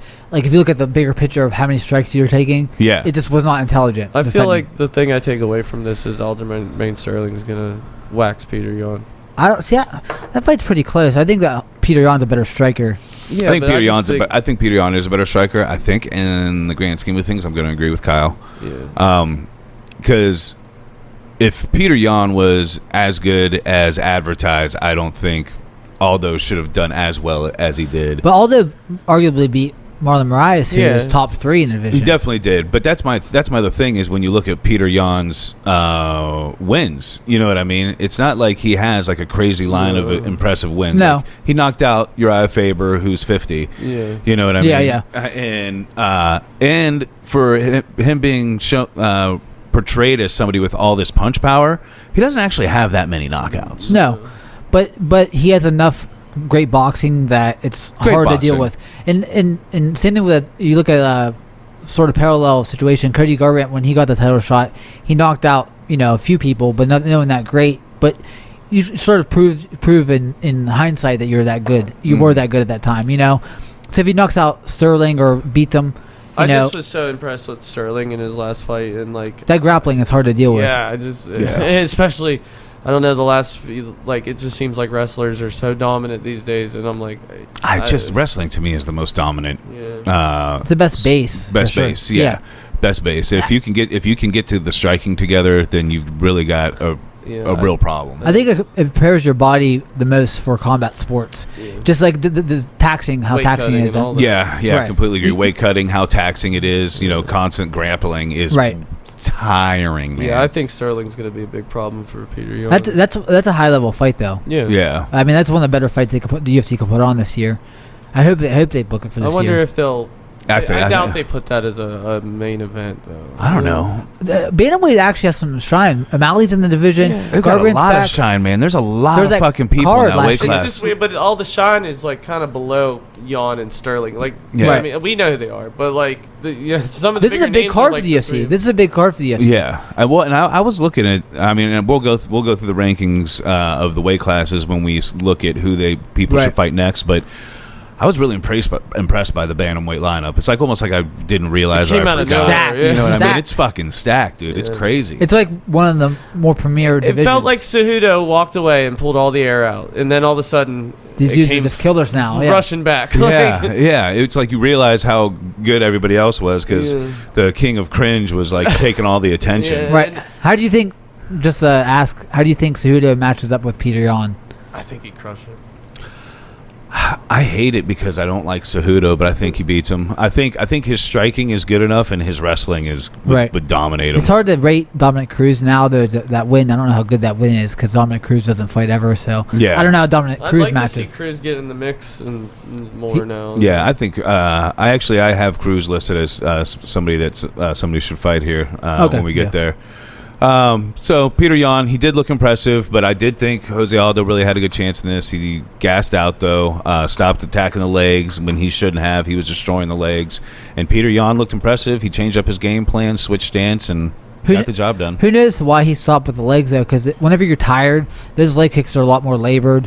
So like you don't know how that runs with his gas tank and how well you can implement that game plan anymore. Because if you're tired, well, I get that, but like he looked he looked like he didn't want to throw his arms anymore because he was tired. So you gotta throw something, right? And I would have just tried to keep chopping his leg off. But he gave up on the leg too soon. As soon as he switched stances, he almost stopped throwing leg kicks instead of attacking the other leg. It's like Aldo's BJJ game is not like insufficient. I don't know why he doesn't try to. It's a big question mark, kind of. It is a big question mark because he's never really used it. Yeah, he has a black belt, so you would expect him to be good, but he doesn't really practice it. No, And I've only ever seen him on the ground, like in the Holloway fights, where he was gassed. And it's weird that people don't seem to try to take him there either. Like he has like one of the best takedown defense games. Yeah. Like whenever Mendez can never take him down. Mendez was one of the best wrestlers in that division ever. Edgar couldn't either. So yeah, for sure. Yeah, he's got great takedown defense. There's no way about it. And like his step and knees were always excellent. So he had a great first line of defense for takedowns that you couldn't really get past. It was crazy this fight though, because there wasn't a lot of movement. They were just kind of standing in front of each other. Telephone booth fighting. I thought it was a good fight. Like it was fun to watch. I liked it. Yeah, I was let down just because I wanted Jose Aldo to win, and I thought he had a really legitimate chance at winning. It's disappointing that he came out so good, and then sort of faded down the stretch. Like not sort of. I mean, faded. Yeah. Then you got Alexander Volkanovski and Max Holloway. I'm frustrated with this fight. I am too. I thought Max won. Not that I think it's as close to a draw as you're really going to get, and I feel like Max won those first 2 rounds. You could toss the third round up for each other, and I feel like Volk closed it out. But both of their fights, I'm like, dude, both of their fights, each fighter walked away looking like they could go 3 more rounds. Neither of them seemed to understand that if you're going to get the edge on this guy, you're going to have to incorporate some grappling. Volk tried, but Max stuffed a lot of the takedowns. It's hard to. Well, I feel like Max is the one I said like you need to incorporate some takedowns in your game, or you're not going to get past Volk. Well, and I think Max slowed down dramatically in the final 2 rounds. When which to me are the most important rounds. Agreed. I think a big part of it again was those leg kicks, because he wasn't fucking checking them. And for the first 3 rounds, it was like it doesn't matter. It's not bothering him. You eat him, yeah. It's not bothering him. Then later on, I think he was just worn out from getting kicked in the leg. His punching stopped looking as crisp. Yeah. He looked just slower in general, and he started to get caught some. Yeah. Right. You know? I definitely like. But I think the first 2 rounds were kind of dominant. I did too. I think that's the thing is like I think the first 2 rounds for him were like the most dominant rounds of the fight for anybody. Yeah. But what's a champion though? To come back in the last 2. That's kind of put so much weight on those last 2 rounds. Yeah. Like in my eyes. I can't say I'm mad about the decision. I did think Max Holloway won the first 3, but I do think that third one was a coin flip. Yeah, it was like this depends on how you look. Me and him watched together, and we were both like, I have no idea. Yeah. And what frustrates me is that like Volk seems like he could do a lot more with his skill set. But maybe Holloway's a bad matchup too. It's just like Holloway's hard to beat. Yeah, it's hard to beat. And in that weight division, he's so fucking tall. And his chin's so good, his grappling's so good in terms of like stuffing takedowns, and styles make fights distance really well. But I agree with you. I think both fighters in both fights. I saw you say this online. They both could have done more in both fights. And especially this one with Holloway. It seemed like Holloway thought he had those 3 rounds pretty handedly won, and he kind of just wrote it in for the last 2 rounds. That's why I don't like immediate rematches, because I feel like it sort of leaves you in a bad place if you lose 2 fights in a row, no matter how controversial. Like you can't make a third fight with them and have that sell in the minds. Can't make a third fight. It just no one wants to see that. I mean, eventually maybe. Yeah, down the road, but you can't make it next. No. And oh man. And I do feel bad for Max, because I don't think he's gonna get another shot until he gets a couple more wins under his belt. Right. Or maybe hopefully like. If they set up, I know this is later on the podcast, but like a Korean Zombie versus Volkan, maybe Korean Zombie wins. And Max can get that shot pretty fast because he doesn't have any history with another fighter, really. But I think Holloway still needs another fight, though. It's interesting because it's not like Holloway is one of those reigning champions and it's his twilight years now. It's like he's still got a lot of time to like come back. And he's a beast. I mean, before he started losing to Volkanovski, it was so funny because Michael Bisping kept calling him and Jose Aldo the best featherweights of all time. Yeah. Like who's the best featherweight of all time? There's 4 of them. Yeah. Well, and he didn't say it like they share it. But 1 minute he'd be saying, "That's why Jose Aldo is the best featherweight of all time," and then like 10 minutes later he's like, "And that's why Max Holloway is the best featherweight of all time." We got into that discussion last night of like they always like, why do they keep calling him the best featherweight of all time? Holloway is a great featherweight and he has a lot of great wins, but he only has about 3 defenses. But how is Jose not? I think Jose's definitely the best. And then, I mean, even if you don't want to give it to Jose, it's like, okay, well, McGregor clocked him and ran through that division, so how's he not? I don't know, like, that's what I love when people try to act like Conor McGregor didn't run through that division to get there. They're like, he didn't fight anybody in the top 10. No, he beat Dustin Poirier. He knocked him out. Yeah, clearly. he has a lot of wins. But guess who else he beat? Max Holloway. Jose has a better legacy of defenses and just has more stats to that. I agree with he's that. the most decorated champion. Yeah. Sure. And I love Max Holloway, and I love everything about him, to be honest with you. Yeah, he's a great dude. He needed to reign for a few more years before he started. Yeah, Jose Aldo, you can count that reign all the way back to WEC because all those fighters came to the UFC.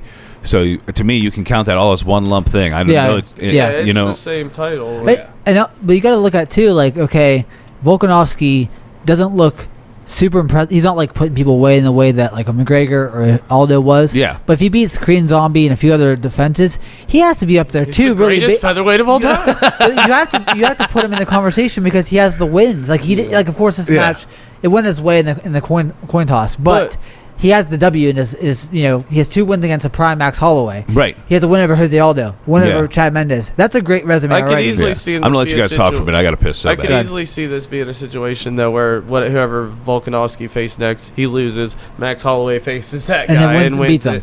Like we end up in this same like circle loop. It's a loop of like which we just did with like Cruz and Garbrandt and Dillashaw. Yeah, like I could see it being that scenario all over. I don't think Volkanovski will be a dominant champion just based off of like how close his fights are. Yeah. Well, Korean Zombie though hits really hard and has great. I hope the Korean Zombie comes and takes that title. I think we're jumping ahead for the matchup thing, but I mean, I like Volkanovski. He's not the most exciting fighter. Who did he beat leading up to the Holloway fight? Like the 3 fights leading into the Holloway. He beat Darren Elkins. He knocked out Chad Mendes and retired him, and then he beat Aldo. So. And then he beat Holloway twice. Yeah, so Mendes, Aldo, and 2 Holloway wins, no matter how close they were, that's pretty good wins. Decisions though. He knocked out Mendes. Okay. So and then Mendes, of course he's come back from suspension, so it might not have been prime Mendes, but knocking out Mendes is pretty good achievement in itself. Yeah. I just with Volkanovski, the way just his body, like I imagine him being a much better wrestler,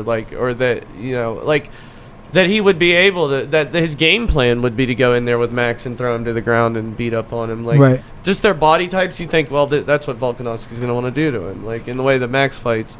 And he's a rugby player. Yeah. I just think he would want to grind on him, throw him up against. It's just how I imagine that's how a guy like Volkanovski would beat a guy like Max Holloway. But instead, they stand in the middle of the ring.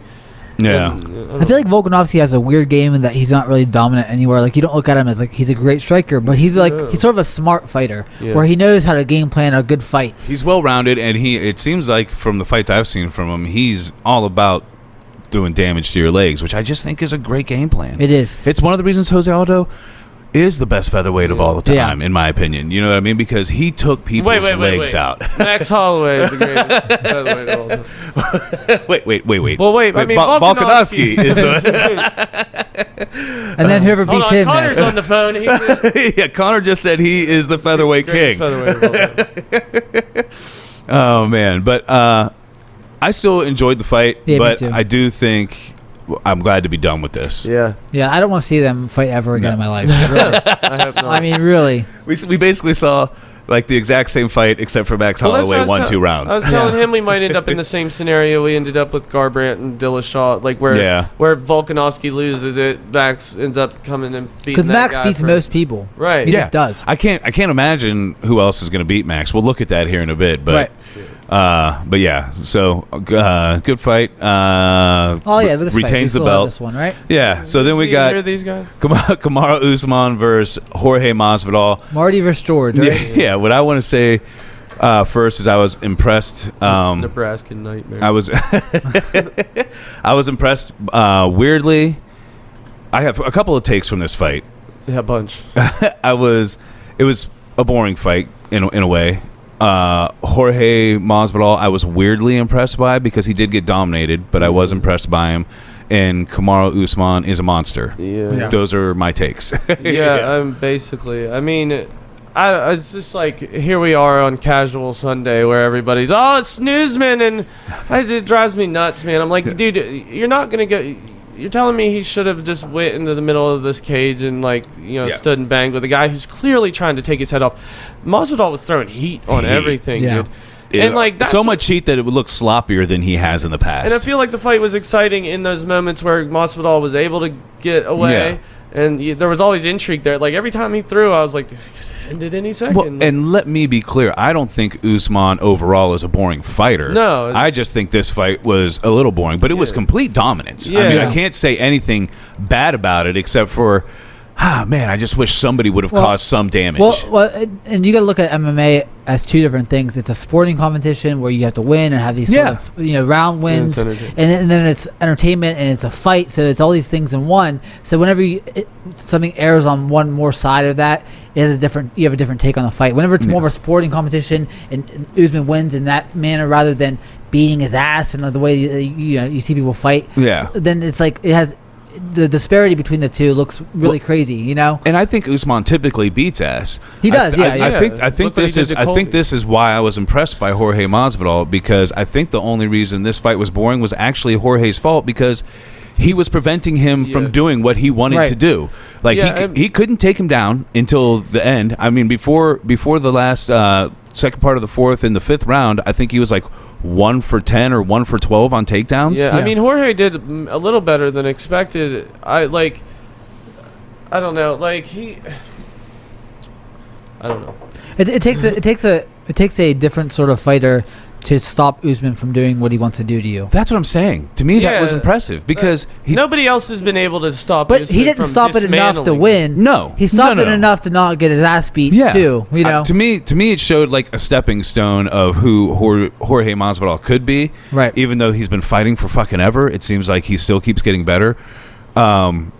Because the fact that he was able to do that, the only damage he took was from 2 headbutts. That's what I mean. Masvidal showed that he belongs in that top 5. He's the only guy that's stopped Usman from totally just dismantling him. That's why able to do that. That's why I'm weirdly impressed, because I think the fight being boring was not Kamaru Usman's fault. Kamaru Usman, if he had his way, would have been ground and pounding the shit out of Jorge Masvidal. Jorge just wouldn't let him do it. It sounds weird to say Masvidal did better than I thought because he got dominated, but it's like he was able to stop this monster from ripping him apart.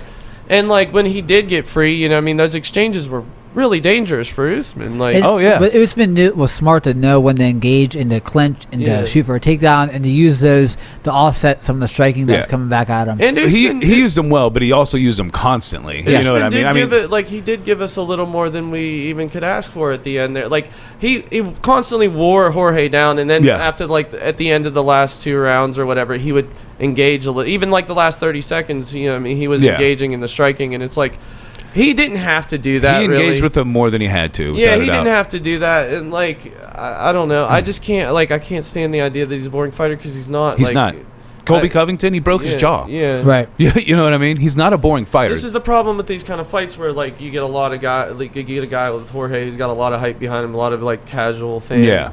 And they come in and watch it, and they're upset when their guy gets thoroughly dominated by a wrestler, and they're he's boring, and it's we all knew this was probably this is what I truly expected to happen. On a couple of different people's Facebook posts, I did say that I picked Masvidal to win, but honestly, the main reason I did that was because I wanted him to, and also because I was hoping maybe Usman's last fight with Colby Covington gave him too much confidence in his stand-up, and he was going to stand and bang. Yeah, but luckily for him, he's smart. That wasn't going to happen anyway. Because anytime Masvidal connected with him pretty clean, Usman did not like it at all. Usman he has pretty decent head movement. His defense looked pretty good. Whenever standing, he didn't get hit by a lot, but the stuff he did get hit by was pretty he's well, I don't want to do that any more than you have to. Yeah, and he didn't have a lot of chance to take a lot of damage either, because he was constantly just had clinch. Jorge up against the cage, And one of the things that made it so boring is Jorge wasn't throwing punches while he was in the clinch. He literally, if you look, he had wrist control on Usman the whole time. Yeah. Almost every time when they were in there. He was more worried about being taken down than he was trying to throw a punch in there. And it's also why Usman wasn't throwing a ton of punches in there and was throwing shoulders and foot stomps. Because one of his one wrist was just being completely held. Well, he even complained to the ref at one time about Jorge holding the glove. Is that what he was saying? Yeah. Well, I just think that you can't blame somebody for imposing their game on somebody. Then you have to blame the person. You really have to blame the person that lets a game be imposed on them. Well, styles make fights, and styles also make boring fights sometimes. Yeah. It's just the way it is. It's just the same thing with the Adesanya Romero fight. It's like it was boring, but like they're both counter fighters. So what are you gonna do at this point? Yeah. No one's pushing the action, and the same thing with like Khabib. If you can't stop Khabib from pushing against the fence, taking you down, then that's your fault. It's just your fault. It's gonna happen. A lot of respect shown by both fighters after the fight, which I always love. I don't care how much people talk shit beforehand, as long as after the fight, they're like, all right, what's up? I kind of love when they're still belligerent and ignorant after the fight, too. I kind of love both when it both happens. They're both entertaining, I guess. It's kind of a shame because Usman could have walked away with all that hype and fame coming with him, but it's like to do that, you have to knock this guy out, and you can't just wrestle and grind him because now I think if his game plan would have been implemented correctly and he could have taken him down and held him down and done some damage down there, then I think he would have had that hype. The problem was Jorge didn't allow that to happen. Yeah. It's not any knock on Usman. Right. Yeah. Jorge I don't feel like he had crazy. Who knew he had that kind of defense for grappling? Right. Yeah. Well, he's been fighting for how long? So since he was 5. Yeah. Masvidal was coming 30 out. Some fights. Masvidal was coming out throwing heat. It's like how much did he tire his own self out? Oh, he definitely was tired. That's one of the reasons I've never actually seen Masvidal that tired in a fight before. Then again, I've never seen him grinded on like that. Right. Yeah. But it's one of the reasons I think, even though he was training some, he really didn't have a true fight camp underneath of him because he looked tired. And I'll tell you one thing: at the beginning of the fight, you see how he was leaning. I thought he was going bum rush. I thought he was like, oh, he's going to try to do it again. I was hoping this first 30 seconds, a minute was like the most exciting part of the fight, which isn't a knock on the fight, but the unknown of what's going to happen always is a lot more exciting than like, he's against the fence. Like, of course you can't knock that, but it's just like, all right, well, it's this now. I still remained excited throughout though because Jorge was, because of Jorge's defense and the ability to get away sometimes, in those moments he did create like some drama with the striking. So every once in a while in that he would let go of that wrist and get out of that clinch by just throwing a whole bunch of really hard shots. Yeah. And for a second you'd be like, oh, here we go. Oh, no. Yeah. But I don't think by any means this was the most boring fight of all time. No. It wasn't what I was hoping for. You know what I mean? It's not like, I can't knock either fighter. One fighter implemented his game plan. The other one stopped it as best he could. Yeah. Yeah, it's going to be one of those things where Usman, he's a champion. I was talking to Kyle on the way up that, when it comes down to it, you're going to lose half your paycheck and your title and your legacy just by slugging it out with somebody who could knock you out. It just doesn't make sense when financially. You're a dominant wrestler it just doesn't. Why not use most of your skill set to win? Right. If you have it. I completely agree. I don't think he should have done anything different. I think I wish different could have resulted in your head being right. I wish and I believe Usman wishes that maybe even his game plan worked out better and he got him to the ground and was able to do some ground and pound. It just wasn't feasible for him to do in this particular fight. Yeah, in a perfect world, once he finally wears it down on him, he smashes on him and TKOs him. Yeah, then everybody would have been pumped. Yeah, you know what I mean. But Jorge was so good at defense this night that he couldn't get it done. That's why it's frustrating because a lot of this hype of the main events and like high level fights is like, well, they're so evenly matched, and some of the game just it's hard to get off any game either way. Yeah, and whoever edges it out their game a little bit better than someone else's game wins the fight, and that doesn't make for the best fights. You take Usman versus number 15 when he's on the way up, and he smashes that guy. He looks like the next coming of the next action star. I feel like Jorge showed that a lot of his hype is deserved. I agree because that was my bad man. Because honestly I was of the thought process that a lot of Jorge's current status was hype. Not that I thought he was a bad fighter, but when you look at the wins. Darren Till was a good win. That's a good win. It was a good win, but Darren Till also has had his ups and downs. Yeah, and then Askren, and then who was after that? Was there anybody after that? Yeah, it was. Yeah. Oh, Diaz. Nate. Diaz, yeah. And Diaz is not even a person at 170. He just is not. No, he doesn't belong there. And I actually hate whenever Diaz fights, because it's like, in my head, I'm like, oh, this fight's going to be good, but also it's like, this fight means nothing to nowhere. Yeah. It's just a random fight. Doesn't move the needle. I love watching him fight. Right. But yeah, it doesn't. I don't feel invested in the division. Like, it doesn't feel like the plays anywhere in a division. No. It just is a fight. You had to make up a title for it to mean something. I honestly don't think Diaz belongs fighting people in the top 5. Like, just let him have some fun fights. You know what I mean? Right. Like, I love both Diaz brothers. Me too. Nate had his chance and he couldn't get there. Yeah. You know what I mean? They never really progressed past, like, their skill set. Their skill set remains 2009, 2010. Yeah. It just is like very rudimentary, and it's good. But if you fight their fight, you lose. If you don't fight their fight, you have a good chance of beating them. I'll be honest with you. I think if Nick Diaz had a little bit more of Nate's mindset, I think Nick would have been a problem. Because I think Nick's the better fighter. I think Nick's the better fighter, but I think his brain is more of a loose cannon, which is crazy because Nate's also a loose cannon. You know what I mean? But Nate also had the advantage of seeing his brother's career from a few years behind him. Yeah. So like you sort of could make a better decision about your future and your training camps and your mentality towards fighting when you see your brother go through the ups and downs of fighting GSP, coming from Strike Force, and you see that while you're coming up and you're still fighting. So you sort of he has some wisdom from being his little brother. Yeah. So like maybe he has they're different people as much as they are brothers. It's almost unfortunate though because we took the more exciting fight in our minds with Masvidal and but the more competitive. But the more competitive fight was always in my mind going to be Burns versus Usman. Yeah. But I still wanted to see Jorge get a shot more. Like I was more excited about it. For sure. But like Burns, it's like. Burns probably would have been able to handle the grappling better. Well, yeah, I mean, if he's supposed to be the best BJJ practitioner there, so like if anything's gonna like deal with that grappling. And also, we say that, but Jorge dealt with the grappling. He just couldn't do anything. Yeah. He couldn't get his own offense off. It was all defense. He's playing defense the whole fight. He played defense the whole fucking time. Unless there was some space, and then he got a little offense in, but he was back to defense. But I feel like Kamaru handled those exchanges really well, too. He was smart with them. But I think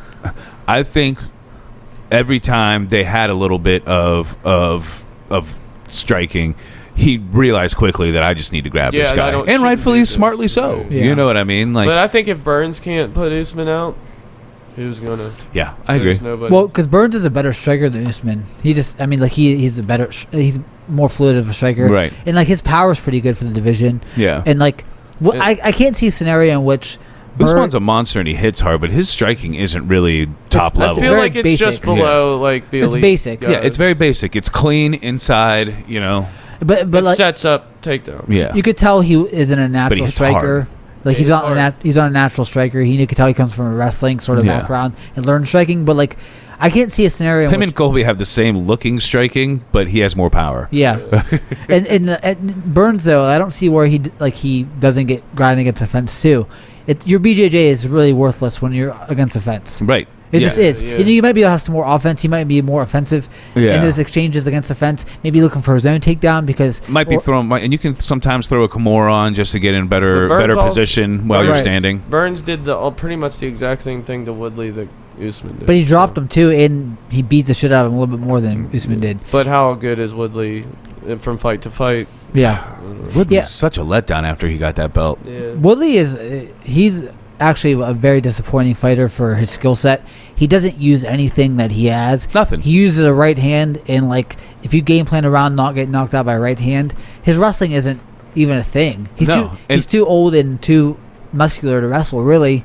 It's like a Romero thing, where Romero is too old and too muscular to wrestle anymore. It seems kind of crazy to me. I feel like Woodley should be able to wrestle, and he's got the biggest legs I've ever seen. Yeah, ever seen. Yeah. They're the size of this table. Yeah, they're huge. You should bring his legs, Jamie. Bring his legs up. Oh man. But yeah, I mean, overall for a stacked card, it was pretty good night. Maybe not the greatest night. No, but I think weirdly we've had some better cards before this for how stacked this card was, but I still enjoyed it. Yeah, I still really enjoyed it. I would have enjoyed it more if I didn't have a migraine before the fight and not go to where I was going to watch the fight and would have done like a thread on the Facebook. But man, I was struggling beforehand.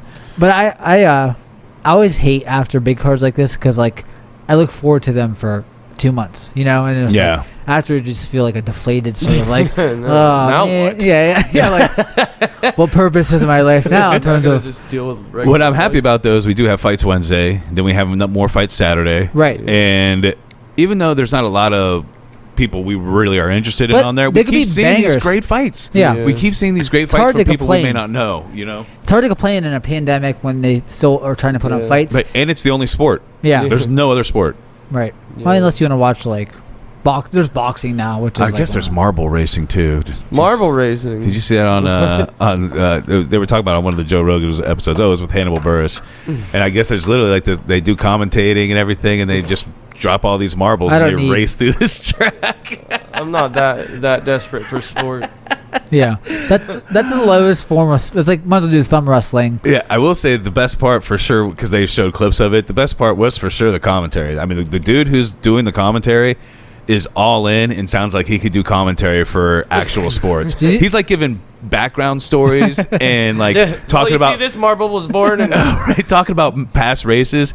He's like, well, Green Ivy last race slid right through the front. You're like, what in the fuck? Speaking of commentators, did you guys see that the guy from Bellator is doing commentary for a porn website to describe it to blind people? That's hilarious. Yeah, which is, I mean, hey, why can't get that you money. Use your imagination as a blind person? Yeah. What the fuck was I going to say?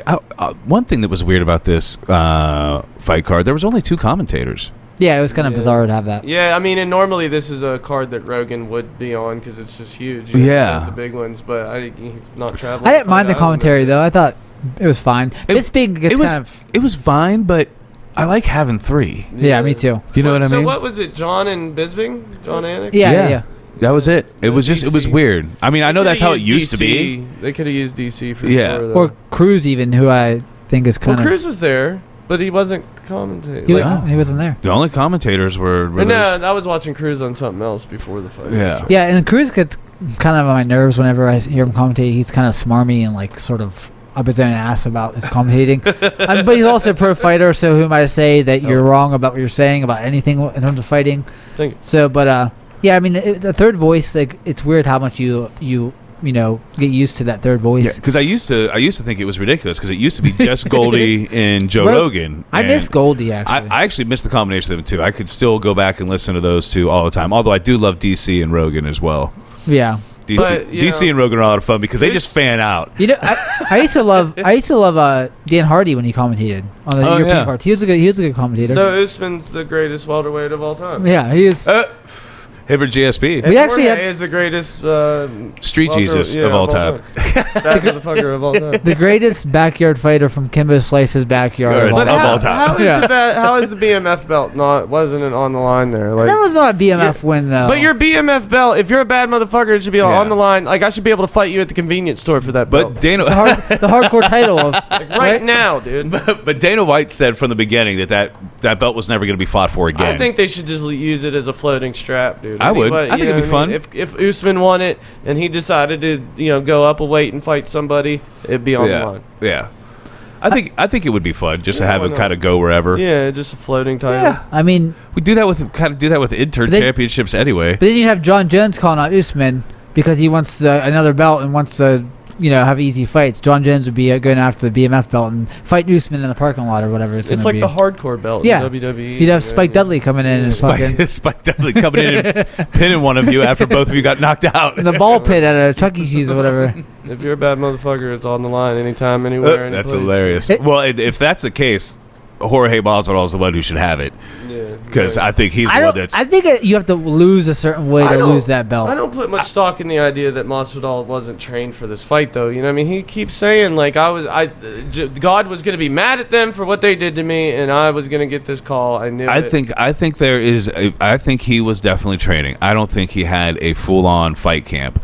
I think first of all, to have a full-on fight camp, your team has to be focusing on you and not another fighter. Money to do that. You know what I mean? So that doesn't cost money, but who knows? Somebody from his fight camp might have been fighting on this card, and so they're getting the attention. You know what I'm saying? Part of me hates that shit because I just like it doesn't really matter because it's like I don't know I don't know what goes into a fight camp versus not. I don't know these people's lives. I know the fight, and like even Masvidal said, I signed the dotted line. Masvidal had no excuses. Yeah, like it's just like you don't, because first of all, we're in a pandemic, so whose fight camp is really the best fight camp they're going to be coming in? Yeah, I don't think a full fight camp changes it. Because Max Holloway did it over Zoom, so right, and he still fought a better fight this fight than he did last fight. And Volkanovski's fight camp probably was garbage too. Yeah, and so I mean. It all washes out because you can only really judge the fight, I think a full fight camp, the biggest thing for me is that you're probably a little bit more focused, and also I feel like when you go through a full actual fight camp, your cardio, your body is a little bit different. Yeah, but I mean, Usman was training for Burns, and like his body was maybe a lot better than Masvidal's, but his fight strategy had to change pretty fast. Well, and that's another thing. I'm sure it did change, but at the same time, I mean, besides Colby, who I think he just knew that he was going to be able to deal with Colby's striking. His game is his game. His game's the same typically. You're not going to see many people give Usman any credit for the fact that he was training to fight Burns, a BJJ guy or whatever, and he ended up having to fight a guy who was going to try to take his head off. Yeah, I give him credit for that, and I give him credit for being an absolute monster. I mean, there's definitely, I think by the time it's all said and done, he could end up surpassing GSP as the best welterweight of all time. Me and Kyle, I brought that up. How about of all time? His wins before the title are just as, I feel like his resume is just as good as GSP's now. He doesn't have the most winningest streak of like welterweight defenses because he just can't. He just won the title. If he happened to have that belt while he beat all those people, though, he'd be the greatest. Right. I always feel like streaks should, if you have a long streak, you should include like Tony Ferguson. For the longest time, he was number one in the world. He just was. Him and Khabib were both tied. Like, he didn't have the belt. He didn't get a chance to win the belt. Mm-hmm. So it's all about opportunity. If you don't have it, you don't have it. But if you're winning and you're beating these high level guys outside of the belt, same thing like Michael Bisping. He was a champion, but was he the best middleweight in the world? Greatest one-eyed fighter of all time. Fact. I'm trying to think of who else. There's actually no question there. I'll find somebody else. You're gonna have to find a pirate wearing an eye patch that's fighting. I was reading about Bisping today about how how did he get past the doctors in those last 3 fights? They fucking scammed it. They just probably did. They had to. I bet you they probably had a guy behind the doctor he paid some eye doctor or something because there's no way he would have got. There's no way, because even before he got the eye taken out and replaced, it was gone. Well, and back then the rumor was his eyes messed up. He can't get it fixed because if the damage is in a fight, that's it. And he's waiting till his fight career is over to fix it, but that was never really the case. No, in reality, he was blind in that eye, which is really impressive. Yeah. I mean, Bisping was always sort of an overachiever. Like, he was not the best at anything, but he was a gritty, and he had good endurance and great. He's great. Yeah. He's a good fighter. I never thought he'd win a belt. He said GSP knew he was blind in that eye though, and went right for him. He definitely wasn't the best middleweight in the world at that point. No, I don't think there's ever been a point where he was the best. I'm glad he got. I'm glad it happened for him. Well, the Rockhold win was great. Like that knockout was great. Rockhold was a good. I know that Kyle hates Rockhold, but he was the best middleweight at that point. Yeah, so he's good. Bisping beat him, but Bisping should have lost to Jacare or Whitaker. He should have fought them and lost. Yeah. And those people probably were number one at that point. But he didn't have the belt. Yeah. And he did win the fight, but he almost got knocked out by Henderson and Anderson Silva. Anderson Silva did knock him out. Anderson Silva didn't jump on top of him and ended up costing Anderson Silva the fight. Yeah. But just for the guts that Bisping had to continue after that, I'm glad it happened for him and he got that title. He should have not took that Kelvin fight though. He was saying that he regretted even doing that, that he should have just walked away. Because $500,000 he probably made that fight, or maybe $1 million he made. That's easy money for. you get knocked out. But he was already overtrained for GSP, and they needed a guy, so he was like, "I'll take it." Yeah. All right, well, let's get to who we think some of these people from this past fight card and maybe a couple others should fight. First one I had listed on here was Rose. I think that's pretty obvious. She should fight. Get the title shot, yeah. Hopefully that's how that plays out. Hopefully she doesn't have some kind of mental breakdown. She looked like she was in a good space, but you never know with her. It's an exciting fight, though, man. I can't wait to see it. I think me and Kyle talked about it for a second last night. We watched the fights together, but it's like I root for Rose because she's the most vulnerable fighter I've seen out loud. You don't hear a lot of the inner turmoil of the fighter. Yeah, she says it out loud. Actualizing. You worry about her psyche, so you're like, oh, don't lose. Yeah, like even someone like Mike Perry, who has a different mental illness and a different way of presenting himself. It's like you don't ever worry about him. But like Rose, it's like, oh, she's a sweet martial artist who is like a great fighter, but also very mentally fragile. Yeah, and like you sort of root for her under those under that guys, you know. So yeah, I'll tell you. And just her boxing is so good. Yeah, she's a great fighter too. So you root for her because she's excellent. But. Yeah. So definitely Zhang. I like her chances too with how the Joanna and Zhang fight went. I like Rose's chances because Rose dominated Joanna. But can Rose? Twice. I doubt that Rose can stand there and bang like that and take that damage, man. She gets tired. Like her gas tank is a question mark. For me. But I think she will, at least for the first 2 or 3 rounds, make it slip Zhang better than Joanna did. Yeah, she's got a better chance at totally outboxing her. It's crazy because like Yang washed out Andrade and knocked her out pretty fast. Like it's scary. Like she didn't knock out Joanna and she did damage, but like she's really powerful. And like if someone to knock out Andrade, Rose has landed how many like 4-punch combos on Clean, Andrade right in on the the past jaw. 2 fights. Yeah, and like didn't even really. But wobble I do think her. Andrade is a better fighter since she fought Zhang too. True. Slightly. Yeah, I mean that fight can go a different way too if they fought again. Yeah. So then after that, you gotta say, so what's up for Andrade? And I would say Suarez. I would say Suarez or Joanna. I would hope to see Suarez because I want to see Suarez get up into that top 2. Yeah. Her cardio looked bad in her last fight. I remember she gassed. Time to test her though. She gassed out pretty bad in her the last round and barely hung on. She wasn't getting any takedowns. Her takedown game is pretty good, but if you can't get them, you're leaving yourself sit and duck on the feet if your striking isn't up to par. Yeah. And like, she's just not a great striker. She's strong, but yeah, like she needs to take the step up just to see where she's at and level up her game. But why is 135, 115, 125? Like, why is it listed this way? Yeah, I don't know. That is weird. But yeah, I say for Andrade, it's definitely Suarez or Joanna champion. I love calling her that. Yeah. It's easier to say than just So then after that, you got Jan, and I think that's Sterling. Sterling, pretty unanimous. I don't know if anyone's going to argue against that fight. Yeah. Who else is it though? There's somebody else in that mix. Find it.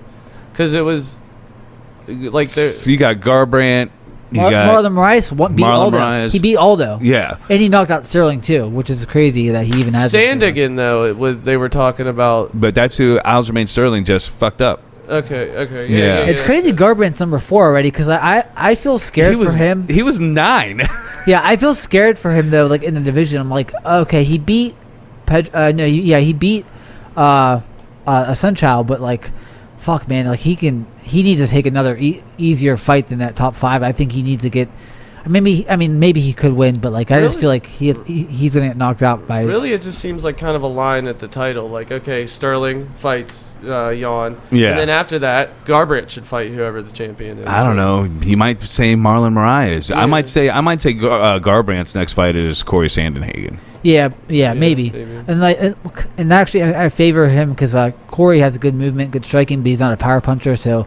Anyone who can't really wobble Garbrandt, I get nervous about his chin still. And because Garbrandt went from 9 to 4, you probably should give him another fight before you just straight throw him into a title fight. I don't know. I don't trust his durability. And like someone like Marlon Moraes, like he hits hard. He's a hard puncher. But he seems to disappear after 2 rounds. Yeah, he does too. And if he could drag it out, if Garbrandt drags that out in a 5-round fight, if it's a main event on a fight night.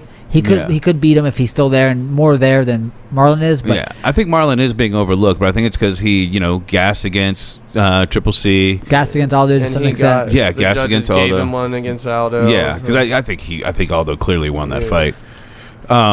Jan is Aldo and Aljamain and Peter Yan are they're number 1 or 2 for sure. Yeah, head and shoulders above the division, but it's crazy that Marlon has a win over Aldo, and it's like it's hard to rank him because it's like he knocked him out cold with a knee, so it's like but Sterling came back and won 4 in a row, pretty decisively, and I hate seeing divisions that have that sort of equalness in a different way. You know, because it's hard to put somebody ahead of each other. Playing round robin with the title. Yeah, because you have Garbrandt. He has 1 win now. He's number 4. But then Pedro Munoz just knocked him out a year and a half ago. Yeah. So like.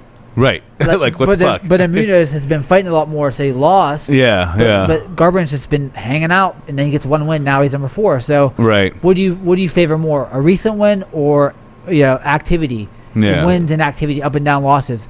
It's hard to say. How you win matters, I guess, too. Yeah, I mean, like, I think Munoz is fighting Edgar now. Yeah. So well, in Cody, Cody knocked out the number 8, and somehow he's 4. But I think Sunshine was higher at that point. Yeah, maybe 7 or 6. Yeah, he wasn't like top 5. Yeah. So, but then let's go to Jose Aldo. Jose Aldo, personally, I think maybe should go back up. Yeah. He didn't look good before the fight. Like when I saw him walking out to the cage, I thought, man, he looks a little sickly. But he fought the same sort of fight. He lost in the same similar way to Holloway. He did well for the first few rounds. He was catching Holloway with some clean punches. Holloway just has a great chin. Right. He ate him pretty well, and then he gassed out, got dropped and mounted.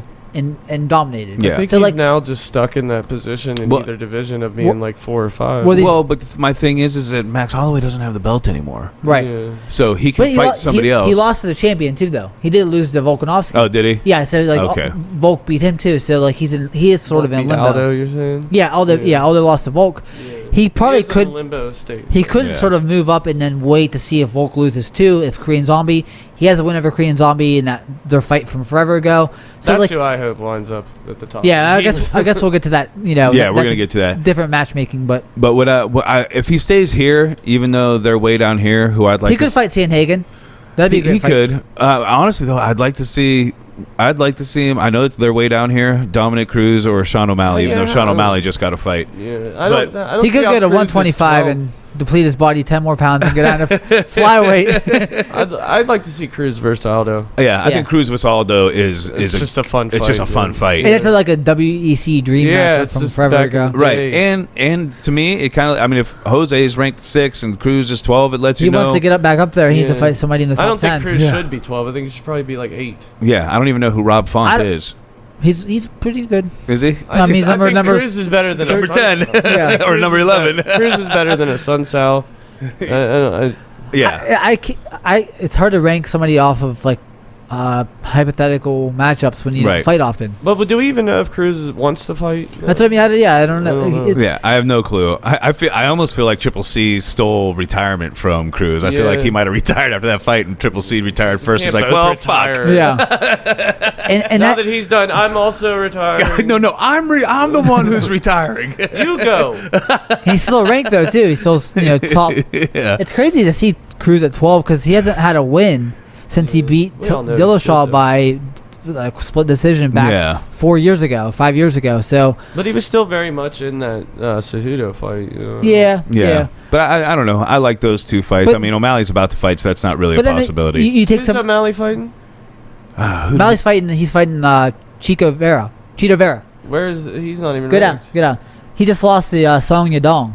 So he's like 16. Maybe they just made that to give Sean O'Malley a fight. But Chito Vera, he pretty much won the Song Yadong fight, so he should be top 15 just by his skill set. So, I mean, you have John Dotson, who like John Dotson. I would think O'Malley would. I don't know crush John Dotson. I don't know if somebody who's like more irrelevant to any division is John Dotson. Like John Dotson is like. I mean, at one point he was in the top 3 or 4. You know what I mean? Now it's just like he just fighting for a paycheck still. I can't even remember the last time I saw him fight. That's what I mean. It wasn't long. He lost to Peter Yan. Yeah. He actually dropped Peter Yan, which is crazy. That's why I thought that Josh Dotson always was pretty decent. You know what I mean? He just doesn't throw enough punches. Like he just stands around a lot more than he should. I don't like O'Malley fighting somebody that's behind him. Yeah, I don't like that at all. Yeah, I think he should be climbing. Yeah, I don't think he should go like automatically top 5 or anything like that. But Cody Stamen or Rob Font should fight him. Like fuck it. Yeah. I think just because Sean O'Malley is he didn't even get touched really in his last fight, so I think they're just throwing a fight together for him. I don't know. Just so more people see him. Yeah. More, I mean, he looked highly impressive to me. Yeah. And he should come out and crush it. So yeah, I think that's a pretty competitive matchup to be honest. I've seen Chito Vera fight a lot, Okay. and like he's a dog. He's one of those fighters who he doesn't he picks up steam as the fight goes along. Yeah. So like if he doesn't get knocked out in the first round, his grappling's excellent. So he's a different fight than someone like Wineland, who is just a boxer, really. You know, Wineland has just boxing. But if O'Malley comes out and crushes it, it's time to go up. Yeah, like that's enough. Yeah. Like how many people does he have to like? Cans you got to crush. He becomes like MVP or whatever from Bellator. You know, he's like a Michael Venom Page, where he's just crushing dudes who are underskilled. So, but I don't like that. That's a great division. Like MVP. O'Malley, I think, is the real deal. Yeah. I agree too. Yeah, well, that's a great division. I mean, that's an awesome division. I want to see how it all plays out. It seems pretty clear at the top, but I'd like to see O'Malley and Dominic Cruz fight somebody up in that mix, like maybe Jose Aldo. Unfortunately, O'Malley's fighting number 16 or 17. O'Malley should fight like a Sun Sal. And why not just fight Dotson? He's right there, right above him. Yeah, anybody, Dotson. I actually smash Dotson. I actually wouldn't want O'Malley to fight Dominic Cruz, but I would like to see maybe this Rob Font guy, or Jimmy Rivera. Jimmy Rivera is a pretty durable striker. Yeah. Dominic Cruz just says so many weird things that I don't know if I want to see Sean fight him right away. He's an atypical matchup. It's not like he's like a very. It doesn't say much about the rest of the division. We don't know if he's ready for that. Right. We just don't yet. So then we'll move on and we'll say for some reason I skipped over him, but Max Holloway. He's very much in limbo. He maybe should go up to 155 and put some pounds on. Yeah, but look what Peoria did to him, dude. Peoria he looked so much stronger than him. Well, that was the thing. It didn't look like there was any strength to Max Holloway striking up at that weight. Right. But then again, I don't think he had a full fight camp for that one, did he? Holloway's at the point where, man, if you don't incorporate some grappling and takedowns into your game, he's just going to outbox you. Man, like, yeah. Poirier's boxing is like some of the best in UFC, I think, now. Even if his wasn't as good as Holloway, Peoria is just blasting through what Holloway. He landed and visibly hurt him. Every time he landed, he visibly hurt him. Punching your arms into your face. Yeah. Since Qatar is already fighting, right? Yeah, he's fighting Dan Ige. Yeah, so I would say maybe Josh, and so is Frankie. Maybe Yair Rodriguez or Josh Emmett. Yair is fighting Zabit in August. Oh shit! And so. He should maybe fight. I mean, I like to see Ortega. You can't rematch Ortega. He hasn't fought since that fight. And he got fucking destroyed. He blasted out. So maybe Josh Emmett. That's a good fight. Yeah, Josh Emmett. Yeah, I mean, Josh Emmett just, his stock just rose with his last fight. Or the loser of Qatar and Aj, or winner. One really. Yeah, that fight happens Wednesday, so that lines up pretty well. That's true. Yeah, the winner of that fight wouldn't be a bad fight. Calvin Kattar has some of the slickest boxing I've seen. Yeah. I mean, he knocked out Jeremy Stevens with that step-in elbow and knocked him out on the ground, I think a few months ago. It's Korean Zombie is basically the guy who's gonna fight for the belt? Yeah. That's what it looks like, because I didn't realize Zabit already had a fight lined up. Yeah, Zabit's fighting Yair. Zabit's that far up. Dude, he is so unproven to me. Yeah. Like, I feel like he's number 2. I mean, I think he's a top 7. I thought the same thing. I thought maybe I missed something. Yeah. Yeah. He last fought. I'm gonna say he actually beat Calvin Kattar, but he gasses every third round. Every third round I've seen him in, he's tired and gassed out and barely survives. And I hate seeing fighters like that, because I don't want to see. What happens when you get in a championship? Yeah, I don't want to see him fight for the title unless I see him in a 5-rounder beforehand to see where his cardio is at in round 4 and 5. Especially if he's gassing in the third. Right. But they do say you prepare for those fights differently. Right. So, I don't know. But like, why then you prepare for a 3-rounder and don't gas in that either, though? Right. You said Zabit has a fight? He's fighting Yair in August. Okay. That's a good fight. Yeah. Yeah, I'll that's going to be spinny shit the whole time. Spitty shit. The Diaz throwing spinning shit. And then, after hearing all that, it seems like the fight for Alexander is Korean Zombie, which is, I'm fired up for. I've heard. I was thinking initially what I had on here for Volkanovski was Zabit, because I didn't realize he had a fight, or the winner of Ortega versus Zombie, because I thought they were really going to put that fight together. Yeah, I heard that fight's rumored, but I don't think it's signed or officially announced. And Zombie just called out Volkanovski. So, man, put Zombie in there, because he's just fucking let him fight, dude. He had a lot of his career cut short because he had to go fight the army from his career. And he had ACL tears or whatever that was. And he's a beast. Yeah. All-round fighter, striking, ground game. Zombie was pretty thoroughly dominated by Aldo back then. Whenever that was Aldo forever was the ago. man, but it doesn't mean that he ain't gonna be. It can't beat Volkanovski. But I think that Volkanovski beats Zabit pretty easily, just because if he fades in 3 rounders, Volkanovski does not fade. Yeah. He's not the most like lethal fighter out there that he can like smash dudes. But if you're faded and you're there in 4 and 5 with Volkanovski, he's gonna dominate you. His game is so sound that he's gonna dominate somebody who's gassed. I don't think Zombie would, if he does get a title, is a guy who's gonna reign for a long time with it. But I would love to see him catch gold before his. But then Yair has if Yair beats Zabit next, or whoever wins that fight, could be because Yair knocked out Zombie. I mean, so he could be ahead of him. And I don't know why Brian Ortega lost and took 2 years off. Like, what the fuck is going on? What is he doing? Yeah, like that's the thing. He can't get the shot because he just lost and hasn't fought since. He did get beat up pretty bad. It wasn't even like it's close. Pretty bad. And did they throw in the towel? I can't remember if they did, but they should have. They stopped. I think they stopped after round 4. It was ugly, man. I mean, he was getting destroyed the whole fight. That's when you want to take a year off, probably after. But 2 years off of whenever you're supposed to. It's been a while now. Yeah. And his game though is such that if he doesn't get that Hail Mary sub after getting beat up, like he knocked out Edgar in that way he did, which is nice. But like any fight I've ever seen him in, he gets sort of beat up and then he taps you out eventually because you just make a mistake. Got tired from beating him up. Yeah, like he's like Homer Simpson's with BJJ though attached to it. But like that's not a great style to win fights consistently, Yeah. Or have a long career. But here's a question for you. So Jose Aldo does he only have one fight at bantamweight? He has a Marlon Moraes loss. And that's it. That was it, right? Well, in the last. Right. Yeah, right. yeah. But besides that, because these rankings aren't up for those fights. But so Jose Aldo with one loss is ranked number 6 in bantamweight, but ranked 11 in featherweight. Well, he lost. Wow. He lost only one at featherweight. He only lost to Volkanovski because he beat Jeremy Stevens with a body shot. Then he beat. Wait, good Aldo lost to Holloway. Yeah, he lost to Holloway. But that's what I'm saying. He pretty much lost to Holloway and the current champion. Yeah, and he's 11. Like, how is he not number 5, 6, 7? It seems a little weird. Yeah, but how do you maybe even just because he's not in the division currently? It just I guess it's hard to rank somebody who like changed divisions, hasn't had a win in the new division, had a title shot. Like, where the fuck do you put that guy? Well, apparently it's not hard because he's number 6 in the one where all he has is 2 losses. Yeah, how are you even ranked in any division though? You haven't won in featherweight since 2018. I think he last beat who do you?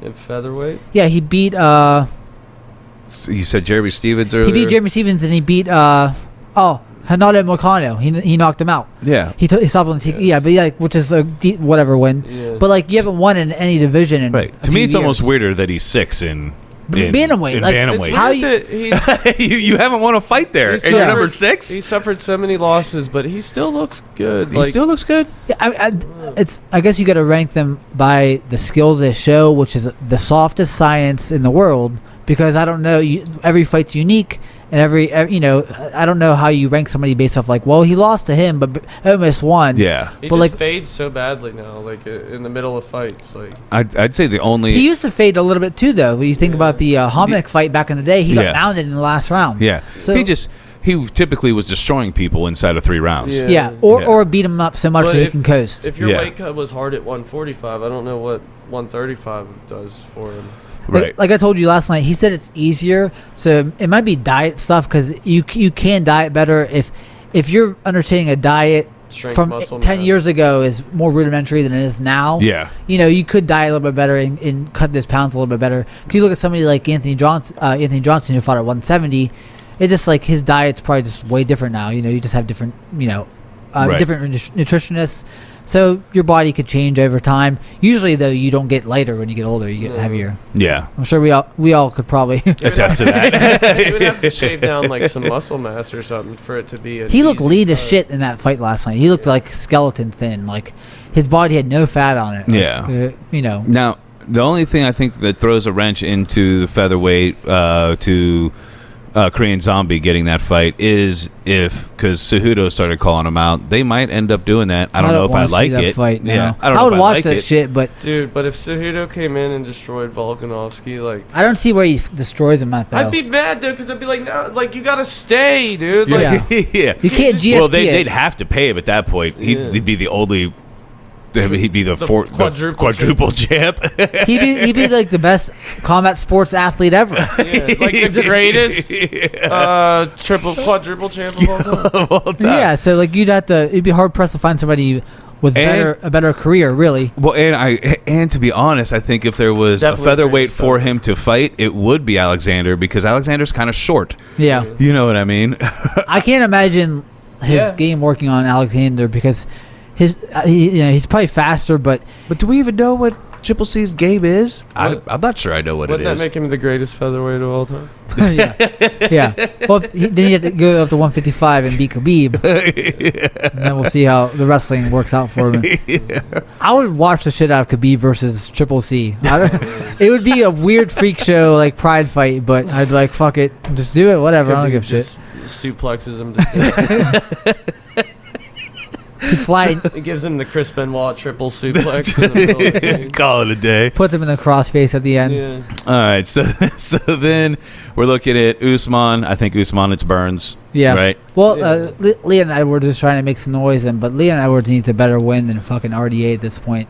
Yeah. You can't win against RDA last year and last July and hope for a title shot 14 months later, 15 months later, and act like that's a relevant win. Only way it's Edwards is if Burns can't go for some reason. I would have to agree. They were trying to make the Edwards fight before Burns, which is crazy, because Burns is Burns in that time built put in that work, dude. Yeah. If you're putting in the work and you're fighting and beating people that are better wins than someone else's last win, it's a no-brainer to me. Yeah, I think it's pretty clearly Burns, and if something happens and he can't do the fight, then it's Leon. Do Edwards, but Usman already beat Edwards when they first came to the UFC early on in the career, and that could change. That could be a different fight, but I don't see it. It's not as compelling as a new fight with Burns, who's more streaking, more hot. Just a better streak right now. Yeah. I'm glad it did go this way, because Usman post Masvidal, I think the Burns fight is now more exciting. Yeah, I am glad that it went that way, because I do think that is more exciting. But at the same time, if Jorge did win, it opens up the whole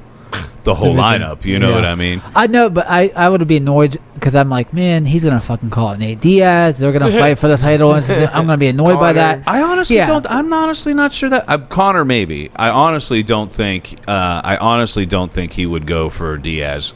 I don't even think he's been talking about it a lot, though. I don't even think the UFC would go for it. Yeah, I think he was talking about it before before he got that chance, just for like another money maker for him. Hopefully, is what he's thinking. Move on from Diaz. I just like when champions win fights. Like Peter Yan said, I'm going to fight. I think the UFC is moving on from Diaz. Yeah. The number one. I just like whenever a champ becomes a champ, and then they're like, I'm going to fight the number one contenders. Yeah. And they try to build that GSP legacy of just fighting the next dude. Yeah. Truthfully, I think if Jorge got the belt, I think that is the dude he would be. He'd have to fight Colby maybe, or somebody. Yeah. Which I think, let's just go ahead and jump there. Who does Jorge fight next? I think it's Colby or Leon Edwards. Yeah. It depends who gets the title shot, how they match them up, because Colby and Leon Edwards could fight, but they're wasting that fight on each other. They need to put them. Separate this two. Depends on what you want to do with Masvidal. I mean, honestly, the Conor fight would be huge right now. And if you're wanting to entice Conor to come back, what do you give him? Well, Conor versus Jorge would be fun too. But I think I would prefer to see him fight Colby or Leon. I think that gets him more prepared for Usman. Or if you give Masvidal Woodley, somebody to just beat up on. I don't know. I mean, who knows how that fight would turn out? But if I had to matchmake right here, I'd do Thompson versus Edwards, Burns versus Usman, Masvidal versus Colby, and then with Woodley, maybe give him RDA or somebody like that. Just he needs to take a step back, because he's Michael not there. Chiesa. I think Chiesa. I think Woodley versus Chiesa. But like Thompson should be Thompson. I'm gonna go ahead and say Thompson is right behind Burns as a trickier fight than most of the top 10 for Usman. Yeah, dude, his footwork is so good. His striking is really good. His countering is really good. If he stays off the fence in circles, his footwork is better than his footwork's better probably than Jorge's. Yeah. I mean, you think about his striking, his footwork, his positional awareness. But his takedown defense isn't going to be as good. Yeah. Wonderboy hasn't fought in a while, has he? And Wonderboy beat Vincente Luque last, which is a decent win. Does he have a fight on the? No. I heard him and RDA might be matched up, but Thompson is a good enough fighter that he could be up there if he gets a few more wins, because he's so elite. I still think he's elite. He lost to Pettis, but that's a kind of a fluke knockout. I think I like you said him versus Leon, right? Yeah, I think I kind of like that, because Leon needs another fight. I mean, that's a different style of matchup. then the only thing is you can't really line that fight up because Burns is up in the air. Well, and who else is Usman going to fight besides Burns? Well, when's Usman's going to fight too? Because he's up in the air right now, but I don't see Usman trying to jump back in there. And fight. I don't think Usman's going to try to jump back in there too quick, but I don't think he has to wait too long either. Maybe he didn't the fall. take any damage. But I'd say he could probably fight in October. Wasn't Woodley and Edwards they tried to make that fight happen for quite a while? Yeah, they were supposed to fight in England before COVID. Yeah, they were supposed to fight. Yeah, in March. Or no, it was right after Woodley lost the title. That was the Edwards Woodley was going to be the late. But I just don't think you can give Woodley that Edwards fight. I think Edwards Woodley, is above him. There's no interest in Edwards fight for Edwards. Yeah, I think Woodley needs to step back and fight. I like Chiesa. I think is a good. I think Chiesa is the best one on or there. Or RDA. RDA is not a bad call either. But I think Chiesa has more upper mobility. Yeah. But would Woodley get up at age 38 for a Michael Chiesa fight? You know what I mean? When he signed, he is in the twilight of his years. Fight night fight. Yeah. But that's obviously. But how many options is he gonna have? Yeah. Who knows if he fights again? To be honest. Yeah, I don't know if he's ever gonna fight again. He might just stick to his rap career. Yeah. We're just straight bars. Straight. He's the greatest rapper of all time. Yeah. Top 5. He's the greatest welterweight rapper of all time. He needs to battle Nas, I think, in a freestyle battle for best rapper of all time. Well, that's only if Nas is also a welterweight. They need to go 1-6 in Park and duke it out. Duke it out. That's hilarious.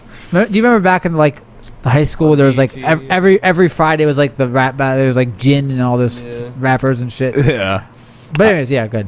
And then I did want to talk about the possibilities for Poirier as well, and I think that's Tony Ferguson or Conor McGregor. There's only 2 fights that make sense for me. Conor, I would love to see him fight Conor again. Yeah, I think that rematch. I would love to see it. Man. I would like to see. Poirier has to fight Hoger because Hoger should fight Oliveira. Yeah, that's a logical matchup. And Oliveira is dangerous, man. Dude. He is pretty lethal. He has the most submission wins ever in the UFC. And his last fight, he looked so good in the striking game. He beat the shit out of Kevin Lee. Looks so good in the striking game. Kevin Lee is the biggest waste of talent ever. Yeah, I would think Poirier and Ferguson, though, with as much damage or battle that they just had, that by the time they're both ready, it would line up. Yeah. I'm just annoyed that McGregor's right there, and he also hasn't won it at lightweight in forever either. He's in the same situation as someone like Aldo. He hasn't had a win at lightweight since Alvarez. So you're rating him off skills. But who else did he fight? But we've whittled down now to where I there's 2 options that I want to see for McGregor. It's Poirier or a Masvidal fight. I still think he's a top 5 lightweight. Conor is obviously. Yeah. But he's in the same boat as Aldo where he hasn't won in the division in so long. Right. That an Alvarez win is he's not even in the UFC and anymore. If it's not Poirier, then who is it? Oliveira? I don't think Conor is. You can't sell that fight. Yeah, you can't sell Oliveira versus Conor McGregor. I think Oliveira would have to win a couple more fights before he's even. Yeah. Conor McGregor, I think, can only fight Tony Ferguson or Dustin Poirier. If any of those matchups that leaves somebody as the odd man out, because it's a three of them. So if you do a Poirier versus Conor, Ferguson has to fight somebody. Does he fight Oliveira? You know what I mean? Does he fight Dan Hooker? I don't know. We got to get this Gaethje Khabib fight. Yeah. Let's just get this fucking done. Yeah. Which who knows how long it'll be now that Khabib's dead. Actually, he may decide to fucking retire. Yeah. Actually, Hooker called out Ferguson. I like that fight. That'd be a fucking bloodbath too. Oh, yeah. And I think that Hooker could beat Ferguson if he knocks him out. So perfect. So you got Conor McGregor versus Dustin Poirier and Hooker versus Tony Ferguson. Then who the fuck Oliveira fights? He has to fight. Oliveira versus Hooker would be cool. Honestly, did any combination of those top guys. Top 6, I'll watch any of them fight. Conor McGregor is retired as far as we know. Yeah. That's what's going on right now. Yeah, you know that was a whiny thing. As much as I love Conor McGregor, he's just attention. He's a bit of a whiny cunt. He's upset. He wants to fight, but he's not getting the fight that he wants, and you just got to fight somebody, man. Now the Fight Islands, the international fights can happen. We might get some movement on that real soon. I get sick of that shit because either you're an active fighter in the division that you're trying to gun for the same person again, or you're not. Either you fight a Diaz or you're fighting this division. You're putting in a little bit of work. Yeah, a little bit of fights and fight time. Well, and honestly, Triple C is the same way. He just retired and he's already calling people out. Yeah. Dude, dude, just I hate when fighters get to that point in their career where it's just like, I don't know if I'm even an active fighter anymore. Like either. It's annoying. Cause then it's like, you don't have that drive anymore. Well, and especially in the past, because in the past, man, the fighters never said, "Oh, I'm retired." Right. Never. You know what I mean? You never saw Chuck Liddell like, "Oh, I lost to Rashad. I'm retired." They had to fucking force him to retire. Right. He's still not. He just retired. Right, because he came back and fought Tito. They're paying him too much. But it just clogs up the division to the extent that like someone like Oliveira, who obviously is not the name that Conor is, but like. He can't really move up. I want to see him fight somebody relevant, fight somebody that can either get him to Khabib. Kevin Lee. Conor versus Kevin Lee.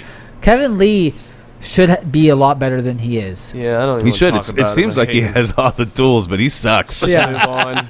He gasses out too. Like he looks good if he's winning, but if he's losing, he's gassed and really ineffective and just gets chewed and then up. He taps and he's like, "No, I didn't know. Let's keep going." Yeah, you're like, no, you totally tap, bro. Yeah. Or he's like, just like, I need to actually step in and get some more fucking time. And it's like, dude, the nuts to sit on some panel with like Liddell and all them one day and like talk about fighters not making weight or something, and that was unprofessional. And they were like, dude, they were like looking at him like, did it like 3 times. Right, like what do you mean? Yeah. He barely makes weight for anybody. Yeah. He went to 170 and got choked out by RDA. That's like RDA's last relevant win too. And it's like, he actually would benefit, I think, from a 165 pound division, and they move. Yeah, he would. And like, cause he's too big for 155, but he's too small for 170. RDA would be right there in that division too, because he's too small for 170, but too big for 155. I don't understand why they don't make that title. Like, why is there one spot with a 15-pound gap? Like, it is weird. And then it's very random the way they do the increments of like pounds. Yeah. I'll tell you what. I'm looking at some of these rankings. I'm just very confused. Like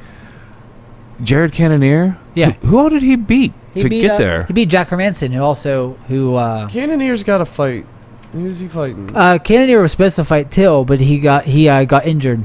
And this is all before COVID, so COVID kind of shits on a lot of those fights that were matched up earlier this year. Oh, we're going to talk about the upcoming.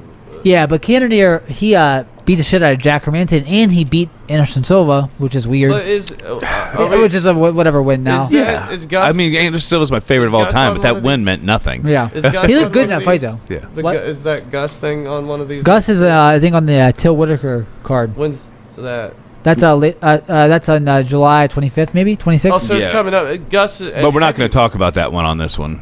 I mean, we could talk about it right now briefly. Yeah. Well, it's crazy interesting to me that Gus is going to go to heavyweight. I hope he doesn't just is he fighting Verdum? Yeah. I hope he doesn't show up fat. Like that's what I hope he actually is like looking like a good heavyweight. Yeah. I don't want to see a goddamn Jean Volante where he's just like, oh, you're the fatter version of who you were at. Like you need to put on some of that weight in muscle, not just in your belly. Yeah, just don't. It might give us an idea of what Jones would look like at heavyweight, though.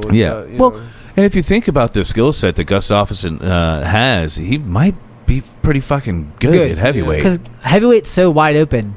Right. Like if you get 2 good wins, and if you're faster and has a better striking than most of these dudes, right?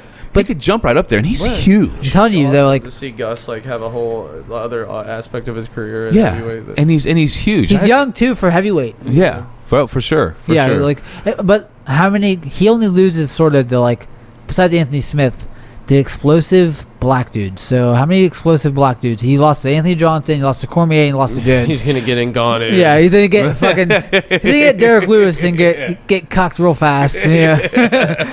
And the other one that was weird to me is Corey Anderson being number 4 at light heavyweight. He needs to just go do. How is he there? Yeah, because it's also a very stagnant division where nobody moves up. There's nobody else. And but how is he ahead of Glover Teixeira and Anthony Smith? He beat Glover. Well, Smith I could see moving down just because of that. Like how. Glover lost to Corey Anderson by decision. Yeah, but when?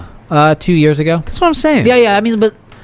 What's keeping Corey Anderson hanging around up there? Because he beat Johnny Walker, who wasn't ranked. Yeah. Right. He lost to Jan Blachowicz, so... Yeah, got not clean the fuck out. Yeah. He should probably be about where Ozdemir is. Well, they're making that Santos versus Glover fight. That's a pretty good fight.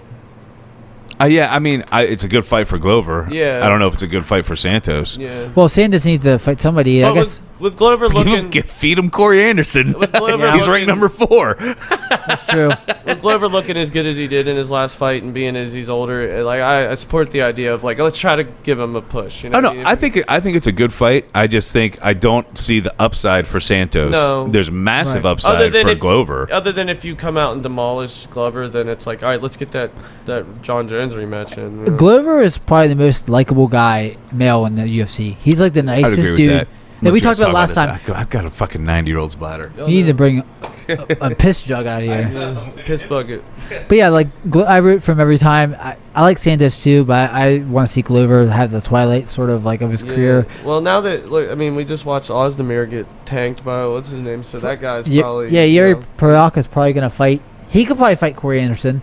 That's a good wrestling test for him. Yeah, that's probably you need a different test now. I think that in order to go upward, you need to see a few different style matchups and John Jones is just holding everything up because really he should be about to fight Blachowicz or something. Yeah, if you're not gonna fight and you're not gonna defend your title and say you're gonna sit out for 2 years. How long before they just make up an interim title? Right, and that'd have to be for me though. That's Reyes and Santos. That fight is the most logical one. That's the interim title. Yeah, that's the champion right there. Whoever beats, because like they both could have arguably beat John. You know. Yeah, and they are both top 2, 1 or 2 contender for sure. So yeah, Corey Anderson could fight Yuri Prochazka. I mean Glover versus Glover beats Santos, then he'd have to fight Reyes. Santos I think is the most dangerous guy in that division. He's so explosive. Like Glover scares me when he strikes with people more than a few minutes. Yeah, because I'm like he's old as shit now and slow. But he's just slow. I still definitely feel Santos is the most dangerous guy in that division outside of John Jones, obviously. But Reyes though is pretty good. I actually agree. And I think Reyes is up there too, but I agree. I think Santos is most dangerous. He throws bombs, man. He was throwing bombs with no leg. Yeah. You know what I mean? And I did the Thor hammer on his chest, so just dig it. Right. And the mental fortitude it had to take to stay in that fight with maybe the greatest MMA fighter of all time with one leg, and you're still throwing it. Right. You're just fuck it. Just like I'm throwing kicks with it still. Yeah, and he could have won. To not get so definitely could have won. You just you wilt there. It didn't. And my big problem with this is if Glover does beat Santos, that gives him a path right to Jones, but who wants to see Jones versus is Jones Glover even going to take that fight? He's not like right now. He should probably be in line to fight Blachowicz, and that hasn't materialized at all. Yeah, Jones don't want to fight anybody right now because of money or whatever. To me, the only three fights that make sense for Jones are the top 3 there. Well, that's what we were saying. How long before they just do an interim title with at light heavyweight? Santos, Reyes and Santos. Yeah, well, now they can't because he's fucking fighting over Teixeira. Actually, they could do an interim title probably with Reyes. He's the most recent challenger versus Blachowicz. Versus Blachowicz. That would be just as legitimate as Santos. Yeah. Even though Jan got knocked out by Santos a few fights ago. But I'll tell you what, if John Jones doesn't come back, it makes that weight division actually a lot more exciting. Yeah, I know. It's kind of like, man, all right, just fucking go. Fuck off. Yeah, like I don't even he's obviously the best guy, but sometimes the dominant champion makes the division up, and I don't like. He's been fighting recently, but same thing with like Khabib. I like Khabib, but like he only fights once a year, and it's like, God damn it, dude, just fights, a little bit more so we could see some movement. I always want movement. I don't care about the fighter as much as I care about how often they fight. Yeah, I want to find out what. But listen, the problem is John Jones needs at least one felony in between fights. He needs to do something despicable before he fights somebody else. Waiting for an opportunity to strike. Before this, I think it was before this last fight, he was shooting off a gun while drunk. Yeah, so, you need that. So now he's got to do something else crazy. Run over a paraplegic or something. He's probably gonna steal a car this week, and we'll hear about it. Right. After he steals a car, he'll be ready to fight again. He'll get probation. Right. It's community service. He'll have to pick up trash, or somebody that resembles him will have to pick up trash. Yeah. And you should call Mike Perry and be like, hey, where you get them old guys to beat up? Man, it's crazy how hard Mike Perry hit that dude. That was like... That dude grabbed him up. He did put his hands on him. My thing, though, is like, man, you're an MMA fighter, and you've just punched an old man. You don't know how... that dude's health is. You might I understand you should be able to defend yourself, but dude, you gotta I gotta think if I hit this dude, I could kill him and never go home again. You know what I mean? Just his striking did look pretty good in that old man fight. It's very effective. No corner. No corner. Well, no, his girl was there again. Yeah. She gave him great sound advice. Great sound advice, like, hey, don't punch that old man. Yeah, screaming Mike over and over or something like that in the background. Yeah. I wish he would have just done that in his actual fight. Yeah. Just kept screaming Mike. But the one thing I will say is after that, he didn't try to run away, nothing. He sat down. He said, just call the cops. Well, he did just say call the cops. inward. Well, yeah, inward. that's I think that's a product of environment. That's probably going to get him in more trouble than that punching that old man. There's a thing online where everybody like calls him an African American. They're like, well, as an African American, it's like a running joke on Sherdog. It's like he's just like Mike a black. Perry? Yeah, he's a black guy. Yeah, because it's okay. yeah, he's black. He's good. Jesus. Well, something like whenever he said something about Francis's physique, whenever in that post-fight interview, it's like, oh, another marrying another black man's fine black physique. Oh my god, I like that joke online, but yeah. But yeah, he's. I don't think we're gonna see Perry fighting again for a little while. Yeah. I feel like he's UFC level, but barely. Like, because Gall's probably not UFC level. I agree. And he's barely. He's a fun fighter. Yeah, I think he's gonna. I think he's always gonna stick around the top 15, top 10. I really do. I don't top 15 because Jeff Neal blasted him with a head kick, and Jeff Neal's top 10. Yeah, and that was a very large skill disparity. But that's when Perry had real coaches. Yeah. So, but I don't. Yeah, no Coach Perry is a real thing. Dude, broke Perry, tax evasion Perry. Yeah. His girlfriend has one fight win under her belt as a quarterman. Yeah. So actually, as of right now, she's a perfect coach. I always hear about the like mythical fighters. Like there's like motivated BJ Penn, and there's Chuck with the look in his eyes, and there's always like these people online that they like talk about, and like, oh yeah, Tax Debt Perry is a fucking coach's Perry in the Hall of Fame of like but fighters. Honest to God, what happened to BJ Penn? BJ Penn is I think he's lazy and rich and was innately skilled at MMA. You almost think he has some mental health issues. Yeah, has to, because man, he went from being so good to Frankie Edgar beating him twice and he could never fight again. Well, he was always a front runner where if he didn't win and control the fight and be winning, he lost every single time. He just wasn't good at coming back. It's like he just never had the mental strength to like not be the man at all times. Yeah, like same thing with a Vitor Belfort. If you knew Vitor fought and if he didn't blast you out, he would wilt eventually. Like if you didn't, if you were winning against him, he never really came back. And there's a lot of fighters that can't come back in that way, and they're just like not mentally there. And there's some dudes who like a Brian Ortega. He'll get beat up, and if he will snatch a neck, he'll snatch a neck at any point in the fight. Yeah, and like it doesn't get him down to be beaten up. Yeah, and like BJ Penn, can you think of a fight that he was losing until he won? Yeah. Like you think of the Sean Shirk fight, he just was beat his ass. Kenny Florian beat his ass. You know what I mean? Sean Shirk, dude, that was a body, dude. Dude, nuts. Like for some reason, Shirk seemed like the perfect name for him because he looked like a shark. Yeah, dude, all natural too. There's no way that guy who is 5'5", all natural. Much like Tyrone Woodley's legs are this big, Shirk's arms were this big. They're the size of this table. He's like the biggest manlet ever. Like he's just the alpha manlet. Just like I don't know how he like didn't just topple over all the time because he was so top heavy. Shark blood. When you think about this physiques back in the UFC, like someone like Shane Carwin, who's just like, well, hold on. Do you remember that show, that cartoon? What was it? Street Sharks. Street Sharks. Dude, that's exactly what Sean Shirk looked like. Yeah, he does. Dude, if he came out in rollerblades, that'd be the best. That'd be it. Ripped jeans and rollerblades, I'd be like, all right, favorite fighter of all time. Street Sharks. He's the best shark fighter of all time. Oh my god. Top 3 shark fighters to me. A shark in jeans. Oh my god. Who else would he be a shark fighter? It'd be like fucking Husamar Paul Harris looked kind of like a shark. Thiago Alves was like a pit bull. Yeah, definitely a pit bull. But yeah, this physiques back then was a lot, dude. It just like.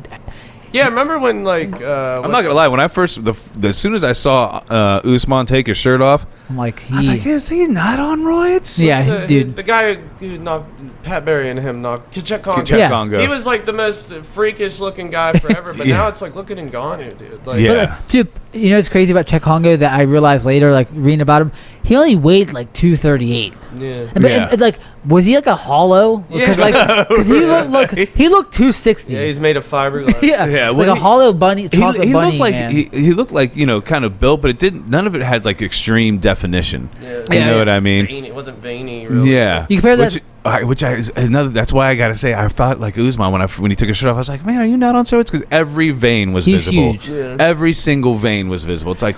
And you just Usman's real compact too. Who do you think has the best, like the most scary body wise ever? Like who do you think? Like for me, it's probably Prime Uberim in Japan. Lesnar, I mean, him and Lesnar, because like Prime Uberim was like a monster. And it was terrifying. So not long, though. That's what's scary. Not even Pride, like Strike Force, man. Yeah, fuck. Or Uberim and Strike the Force. Lesnar fight, dude. Whenever he was like on stage, like he was this muscular guy. Yeah.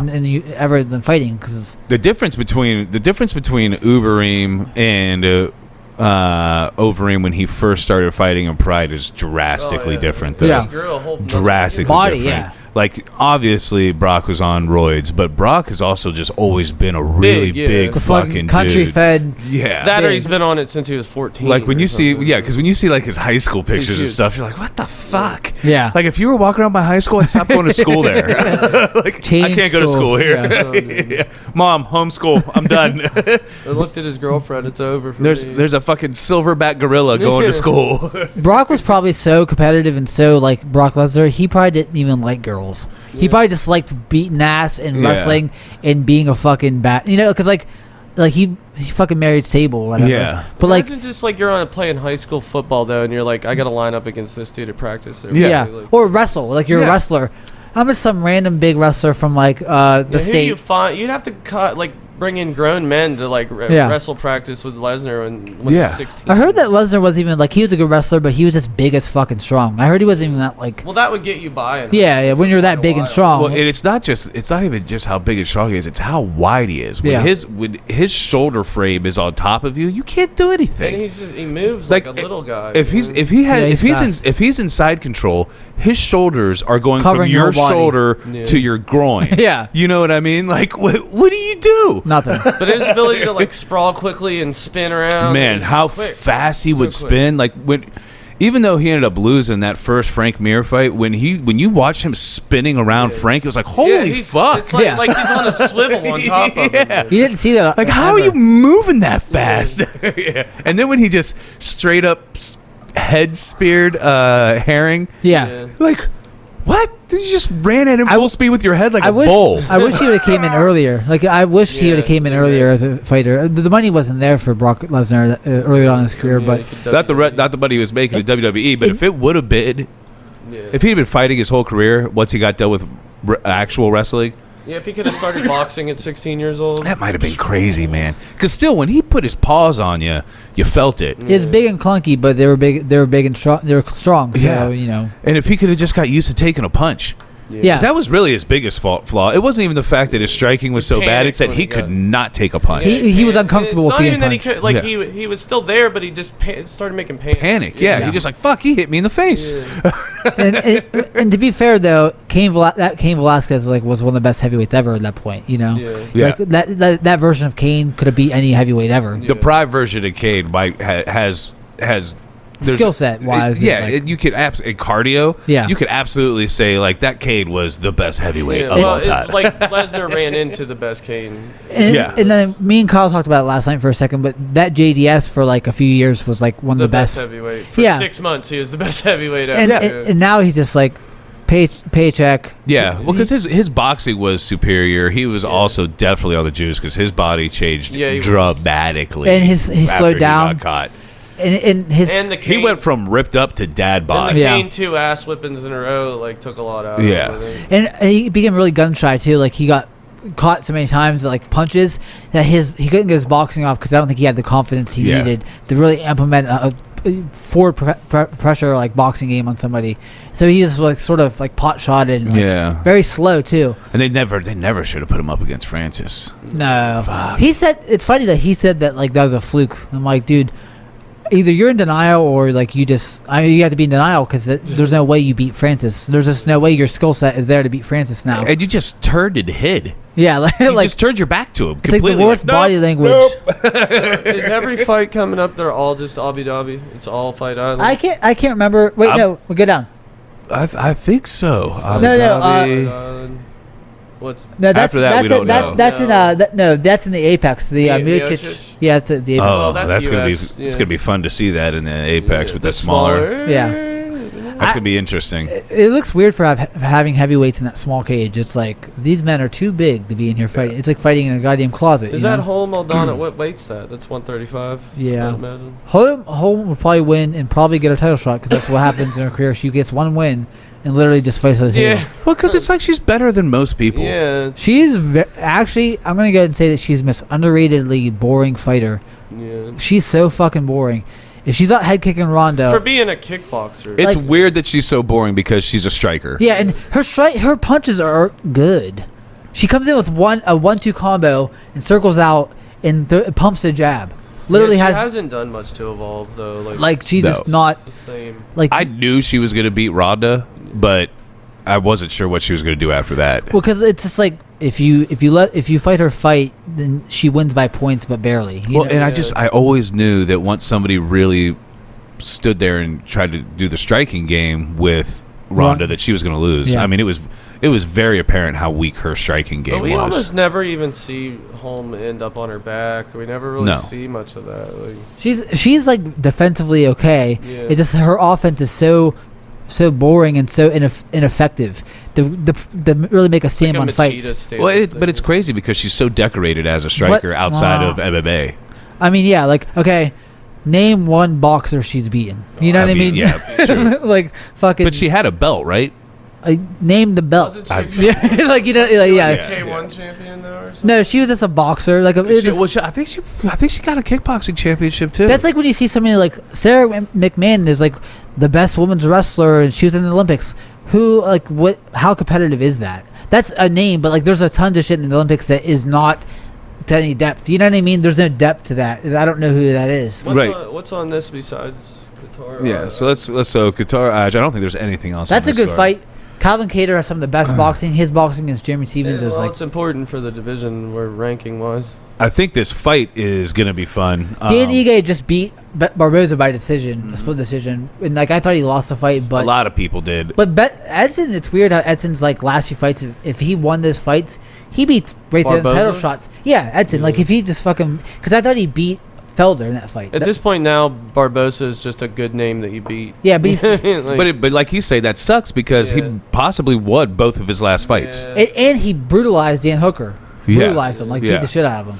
And like Hooker's top 5 in that division, and that separates you from being top 5 to And like it fucking sucks because like, you think about how much like money somebody lost by shitty judges. Yeah. Like whenever you're $60,000, if you do 2 fights, dude, that's $120,000 that you did not win. I almost lost money because they split decision draws. I was like, what are you doing? Like, right. It just like either if you're gonna say like don't leave it in the hand of the judges, if you're gonna repeat that motto to these fighters, you have to clean up the judges to the point where those judges are accurate. I think it's so silly when fighters are like, I'm never going to leave it in the hands of the judges again. Aldo said that before this fight. Yeah. And Volkanovski and Holloway said that before this fight. But you can't just be like, I'm deciding right now to not let the judge I mean, I think it's a good mantra, and I understand what you're saying, like, well, they got to clean up the judging then, but Dana White doesn't have any control over that. You know what I mean? Dana White is doing the best he can with the judges that are given to him because he has no say. But also the UFC brings these athletic commissions a lot of money through revenue, and if you put that pressure, if you put the pressure on those commissions to clean up the judging, or we're not coming back to your state and making this money for you. That's the way you do it. You gotta get it done, but it happens in every single fucking state. So what are you gonna do? Not have fights? You gotta fight that battle 50 times. But that battle's important for your fight for your fighters. I completely agree. It is. They're stuck in a shitty situation. Yeah. The legitimacy of these divisions, these fights, and these rankings all like are contingent on these judges being accurate. So like you just want you take pride in the fact that the shit's straight or it's not. You know what I mean? And like it's hard to have a product with such a flaw because like I hear about it in roughing in like the NFL. I don't watch football, so I don't know to the extent that the reffing's bad in this games. But like, I think the reffing is. It might sound weird to say, but I think the reffing is in some ways harder in things like the NFL because there's so much going on. Yeah, you got to watch 12 players from on year each to side. Year, you could have a real bad year with refs, and then some years are not. But you don't have a judging that determine the actual outcome. Yeah, at the end where they're like, we've decided. But I just don't see what the UFC can do about it because they just have to not put on fights. I just like I like the idea that there's different, like, MMA judging is not boxing judging. It's the same judges. It's the same judges. And so, like, whenever for the longest time... Are they mentally being like, this is very different? Yeah. Like, if I have more faith in myself to watch a fight and determine the winner than some judge who, like, watched the round and they're getting paid for that shit, like, have ex-fighters on the panel. Yeah. Have somebody who actually is a fan of the sport. But those people have to go and do that. You get what I'm saying? Yeah. They like the individual themselves has to be like, okay, I'm going to go become a judge. Right. But you know what I mean? And the incentive isn't huge, I don't think. But have a little bit of... Might be more money than any of us are making. I don't know. Yeah, but have a farming system for these judges of, like, reaching out to ex-fighters. Because a lot of these dudes probably aren't doing shit. Or it's like show them 10 close fights and see how they pick them. Right. Like, have accountability for a bad judge. Right. Have accountability and have to...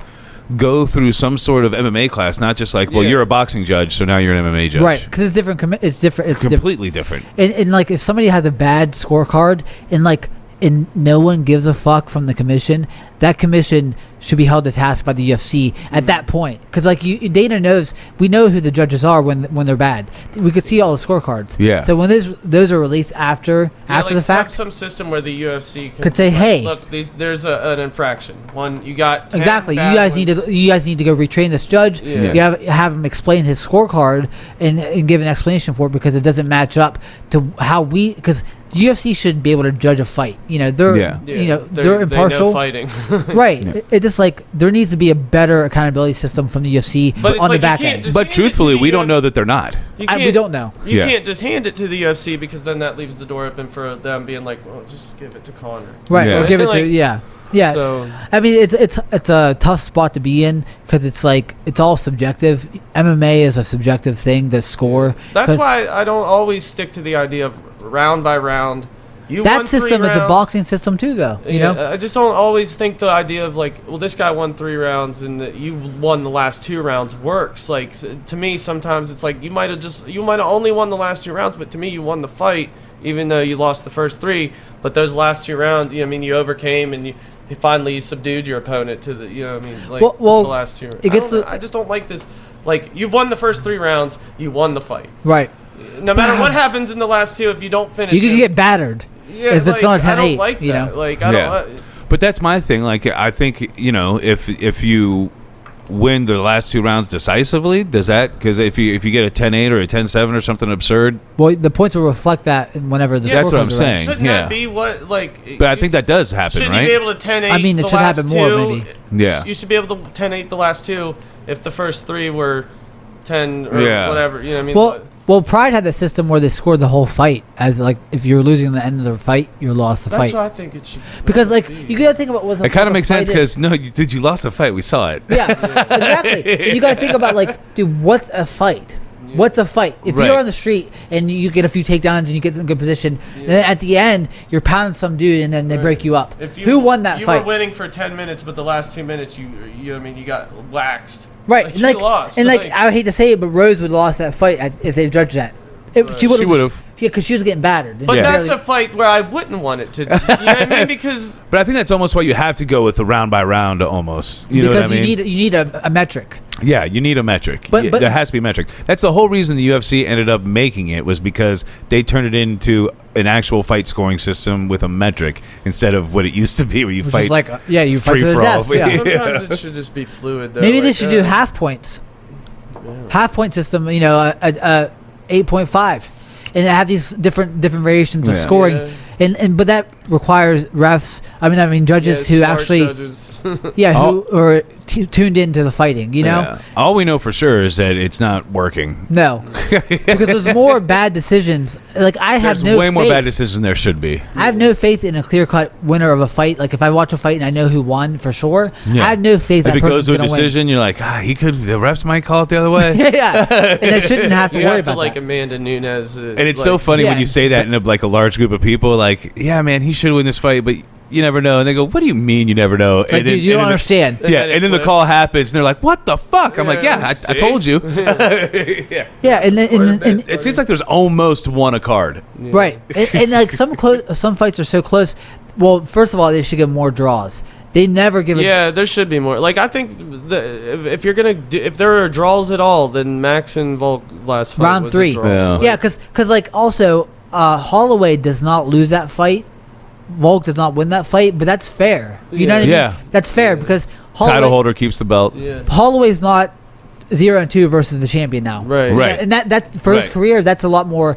That's a lot more. Does more good for him than a loss when he doesn't deserve a loss. But he doesn't really deserve a win. Right. So it's more fair and more honest. And Volk doesn't deserve the win in the way he got a win. Now he's 2-0 against Max. He should be 1-1 or should be 1-0-1. Yeah. So it's like these guys' careers, and also maybe on the UFC side, if you get a draw, maybe you get half your win bonus. You know what I mean? Right. Which compared to 0, you guys split the win bonus. Yeah. Which is not. I think they should be more willing to give draws. Yeah. There's more 10-10 rounds. Yeah. Because that's a round 3, the 10-10 round. If I've seen a 10-10 round. Yeah, because honestly, we hardly ever see a fucking draw. It's very rare. You never see a fight without much happening either way or edging either way and see a draw round. Right. You never see that ever. I can't remember the last time I've seen a draw round. Yeah. And to me, if like there's very little action in a round, then like it should be easy to get a draw. You look at fucking Romero versus Adesanya, and there's probably rounds that were draws in that. Yeah, it's just like nothing happened around who won that round. Nothing. Neither of you did shit. Like Adesanya kicked twice, and then Romero landed one punch. That's a draw round. It's a draw round. I don't care if 2-to-1 strike ratio. Yeah, just because you landed 6 more or whatever. Like that's a because like some punches, not all punches are equal. That's what somebody said to me when I was talking to somebody online about the Max Holloway Volkanovski fight, and they were like, I think Holloway clearly won that. And I'm like, I don't know if you can say clearly. And he was like, look at the stats. He had 4 more strikes landed in that. 4. And then and besides that, the judges don't even see the stats. Yeah. So they're supposed to pick out 4 more strikes landed. and if that's the case, fucking take out the judges, feed that data right into a fucking computer at the end of the fight, and it's like, they won based off those strikes. Off just these numbers. Because you know who's going to be fair if you go by the numbers? A computer. Right. but that takes away like the idea of like not all strikes are equal. Like, that becomes like a jab fest where it's like I landed 42 jabs. You like this all day, right? Like, and that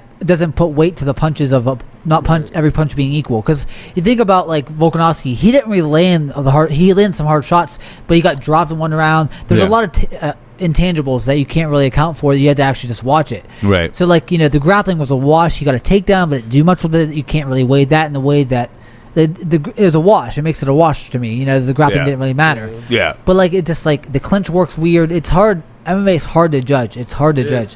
I'm not saying. I think it should be somewhat fluid. Like you just, what do you feel like won that fight? Like right. Dude, Pride had the best.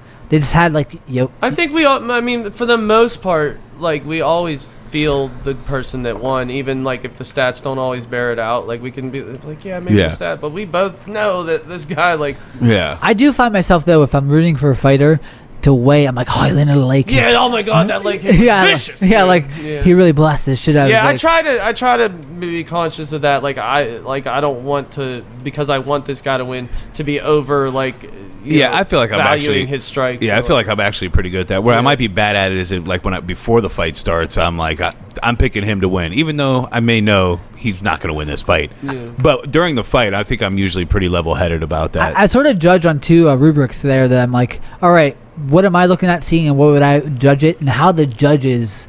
Is judging it. I'm trying to put myself in a judge's headspace. Yeah. Like, what is the judge probably right? And like I which feel is really hard to do because they're all over the fucking map. But I feel like honestly, not to toot my own horn, but I feel like when I watch the fight, I have a better indication than the judges do. I just do. And I would trust you and Kyle's fucking scorecards more than the That's judges. why it's interesting when we do disagree on a fight, because it's really rare that we would. I don't even know of a fight that I've ever disagreed Scoring one? Yeah, I can't think of one super. That's like pretty like, I mean, we all consider the Holloway. I mean, I think we're slightly different on Holloway Volkanovski, but we all agree that it's a coin flip. You know what I mean? It's a hair on one side. Yeah, like I can't be like, no, dude, you're wrong. Like, no, I can't say clearly anything. Right. You just basically give your score and say, I personally scored it Volk 3-2. I gave him the third round. I keep bouncing back and forth. I think I'm going to watch that third round again. Dude, I really feel Max strongly won the first two. Won the first two. The third was a toss-up. Volk won the last two and had some takedowns. And in the fifth, I think he dominated the fifth. Yeah, it just I feel like the momentum was shifting there. Yeah. And it's hard to not account for the momentum shifts whenever you see it happen. At the end of a fight. Yeah, like you're just like, okay, well, that... Because you know how the impression that makes on a judge, but they can't retroactively change a score to reflect how the last round ended. Yeah. So they're just... they're actually objectively looking at the round saying, he won that round. But I'm like, fucking the fight is not just a round. Yeah, it's all 5 rounds, and you're dealing with a game where the point is to wear this other guy down. Right. And as we go, I've worn you down more. You might have been whipping my ass for the first 2 rounds, but by the end of this fight, I've taken it from you. But the only problem I can see with weighing the later rounds more is that people would be really hesitant to fight the first few rounds, because if you're gonna fight and do all this damage and they're not gonna be as weighed, right? You just have people barely touching each other in the first 2 or 3 rounds, right? Yeah, and it's gonna be like a weird fights then, and I don't want weird fights. I want. I think we're stuck with what we got. Yeah. It's like you want the closest. I think the biggest thing is the judges just need to get better at the format that's already there. Right. Yeah. And give more 10-8s, give more 10-10s. Yeah. And be willing to draw more if it is. What it is, because like I just get better. Take a class or something. Yeah. Train. Become a fan of the sport in which your job. The thing is, a lot of them aren't even fans. Like, you gotta be like. Yeah. I mean, I don't know. You don't want somebody who's a fan in so much that he's rooting for certain people, but you want somebody who's an objective fan of the sport. You can't take out personal. Joe Rogan. Right. Yeah. Let Joe Rogan judge all the fights. People like Joe Rogan too. People who have taken jiu-jitsu, who can't understand what a full guard, what that means for both fighters, and the activity in a full guard. Because I don't think they I'm watching it. And I'm like. I think to myself, is there any way the judges is understanding the nuances of these transitions, or what somebody's going for, or what they're setting up? And I don't understand completely. I'm not a fucking black belt. Yeah, because we're not we don't train, but we're avid watchers and fans. Right. You know what I mean? So you could tell what someone's going for, and you could tell. But I can typically see before a lot of people can. I can see well, he's working towards a Kimura, or he's working scarf trick. Yeah, he's working towards this. I can usually pick it out. Right. All right. All right. Yeah, so we're going to look at the fights coming up. And you know what? I got a little notepad set up here. Just maybe add some fun into these. And I have a feeling a lot of times we're going to be on the same one. But let's make picks, even for the people we don't know. And we'll just see how it works out. All right. So Calvin Kattar versus Danny Ige. I really don't know either of these guys that well. I do know Kattar has some good stand-up.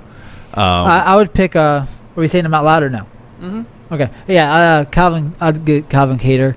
I'd say he has the best hands in the featherweight division besides maybe Max. His boxing's that good. He got beat by Khabib, but he was pouring it on. Not Khabib, rather Zabit. He was pouring it on Zabit in the last round, and when Zabit was faded, he just took a little. His loss to Zabit was a lot more impressive than Zabit beating him, if that makes sense. You see these fights where somebody wins, like Dan Hooker losing to fucking Poirier. I see that, and he lost him. He's not as good as he is, but his stock didn't drop in that fight. Right. And to me, it's kind of like this most recent fight with Usman versus Masvidal. Even though he didn't suffer too much, even though Usman showed that he's a complete monster, I was still more impressed by the fact that Usman couldn't control him the way he seems to do everyone else. I was just more impressed by that. Even though Usman's a monster, can't take anything away from the win, it was complete dominance. I was still more impressed by Masvidal just because Usman usually does whatever the fuck he wants. Right. Yeah. I think that's why you can't really look at wins and losses in a vacuum and wins and losses online or on paper because they don't tell the whole story of a performance. Yeah, how did they lose? Right. Yeah. And I think Masvidal grows from that. I think he found something else that he can do. Right. And like Dan Ige, his last fight against Barboza maybe 2 months ago, I thought he lost that fight. He looked good in that fight, but I thought he lost. I'm picking Qatar because I think I call it but anyway, I think he rightfully probably lost that fight. So and that doesn't say that he couldn't beat Calvin, but Calvin's boxing is so good that like he knocked out Shane Burgos, who just fought Emmett. Josh Emmett says he knocked him out. That's pretty impressive. Yeah, Burgos' stand-up's pretty good. It's weird these young not young. He's probably fucking my age, 32. But these killers who are just like under the radar. You know what I mean? And those dudes are because like you see that and like it kind of sucks that it's hard to get hyped at, as a prospect. Calvin Kattar's people know who he is, but he could knock out some top 5 easy. Yeah. But Tim Elliott versus Ryan Benoit. Well, first of all, so there we all got Kattar. Yeah. We all got Kattar there. So then Tim Elliott versus Ryan Benoit. I don't know either of them. Ryan Benoit. I've seen Tim Elliott fight a lot more than Ryan Benoit. Benoit looks like Ferguson's little brother. He actually does. and he has a crazy person last name like Chris Benoit. Yeah, right. So he's a nice combination. So who are you going with? Benoit. I've never seen him fight, but I like the cut of his jib by his last name and his head. So I'm gonna pick. I'll pick. I know that Tim Elliott, from what I've seen, just the only data I have on either guys, he's a hot and cold fighter. He loses fights he should win. So I'm gonna go with Benoit just because of that. Benoit. Kyle. Yeah, that's. Like Tim Elliott. Tim Elliott. You're going Benoit as well? Yeah. Fuck it. Yeah. All right. Well, I actually initially I was going to because of the Tony Ferguson thing, but since you guys both went Benoit, I'm going to go ahead and go Elliott. All right. We'll see. Because I don't know anything about either of them, and you know what? I'm just going to throw a wrench in it. All right. So Jimmy Rivera versus Cody Stamann. Again, I don't know much about these guys. Cody Stamann just fought. He fought on the Malley card. Yeah. Yeah, he fought against. He fought on the Malley card and he won. I think Jimmy Rivera's too well-rounded. I'm going Rivera. And Stamann's a little more rudimentary than Rivera is.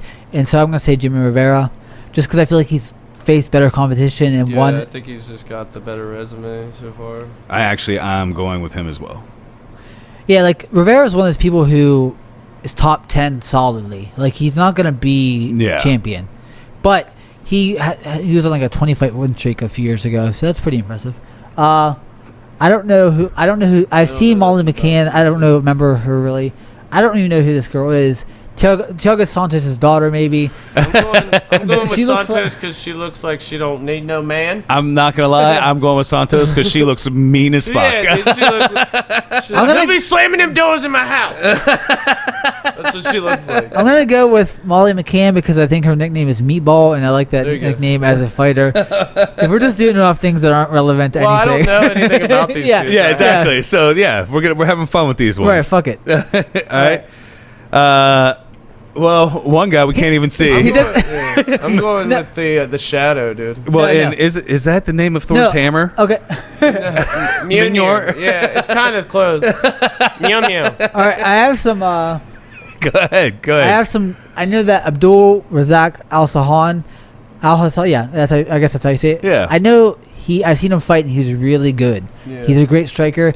He had rape allegations that were proven to be false, and he's coming back from that. Oh, so that's actually a little bit of drama. That makes I'm me. I'm going with Sim Salabim, blah blah blah, or whatever. Yeah, I'm going with Al Hassan because I like that. I want him to come back and defeat that rape allegation. Maybe the shadowy figure he's fighting is a physical manifestation of the rape allegation. Oh man, he's facing his own darkness. Yeah. All right. The court system in physical form. Right? I'm going to pull up the next card. I did see that. I think he did it, so fuck. Damn, I know. So third round submission rape allegation, right? Oh, come on. All right, let's just do it this way. I've seen my dog was over there at the door, so I'm going to try to let her back in real quick. I think you're the only person that uses the UFC website for anything, actually. Yeah, no. The UFC website sucks. Yeah, it's like it's It's a GeoCities page from 20 years ago. And it's never updated. How never did updated. Not have a better I just don't get it, man. Well, I don't know. I just don't know. It's crazy. Because I don't use it, but like the idea of logging on to UFC.com for any information is just like beyond me. I don't need to go there. I'll just go to. I literally go to Wikipedia for the events. Yeah, I get a UFC events list on Wikipedia. Oh, there's a dog. Sit back. Hey, get down. Hey, you're interrupting our podcast. Put a headset on. All right. Yeah, their website's the worst. It's never updated either. Like, who's in charge of your website that it's never updated? How much money you guys got? How much money you guys got? They still don't have it updated from the fights that happened last night. Pay me like $20,000 a year, and I'll do this. Yes, for sure. Update your website. For sure. I'll make sure the rankings, everything will already be updated from the fights last night. Right. They won't. None of that will be updated for like 2 weeks. Yeah. It's insane. They have to have like. I heard there was drama like maybe last week about how they incentivize. Is that the right word? Yeah. The rankings, like they have. Because I remember whenever it was very apparent. I think whenever Conor fought, was it Conor fought? Oh fuck! They moved somebody up in the ranking as they got matched up with somebody who needed a softball. I don't know if it's Conor and Dennis Seaver, but it sounds like that's. They just made him appear like he was. They moved him up like 5 spots just because you're fighting somebody good. Yeah. Like they do that shit all the time. I could see that with Dennis Seaver, but Dennis Seaver was never a terrible fighter. He had a mean spinning back kick. What happened to him? Like Conor beat him, and then I don't know if he ever. You never know. I mean, you take a couple counter punches, you rethink your life. Yeah.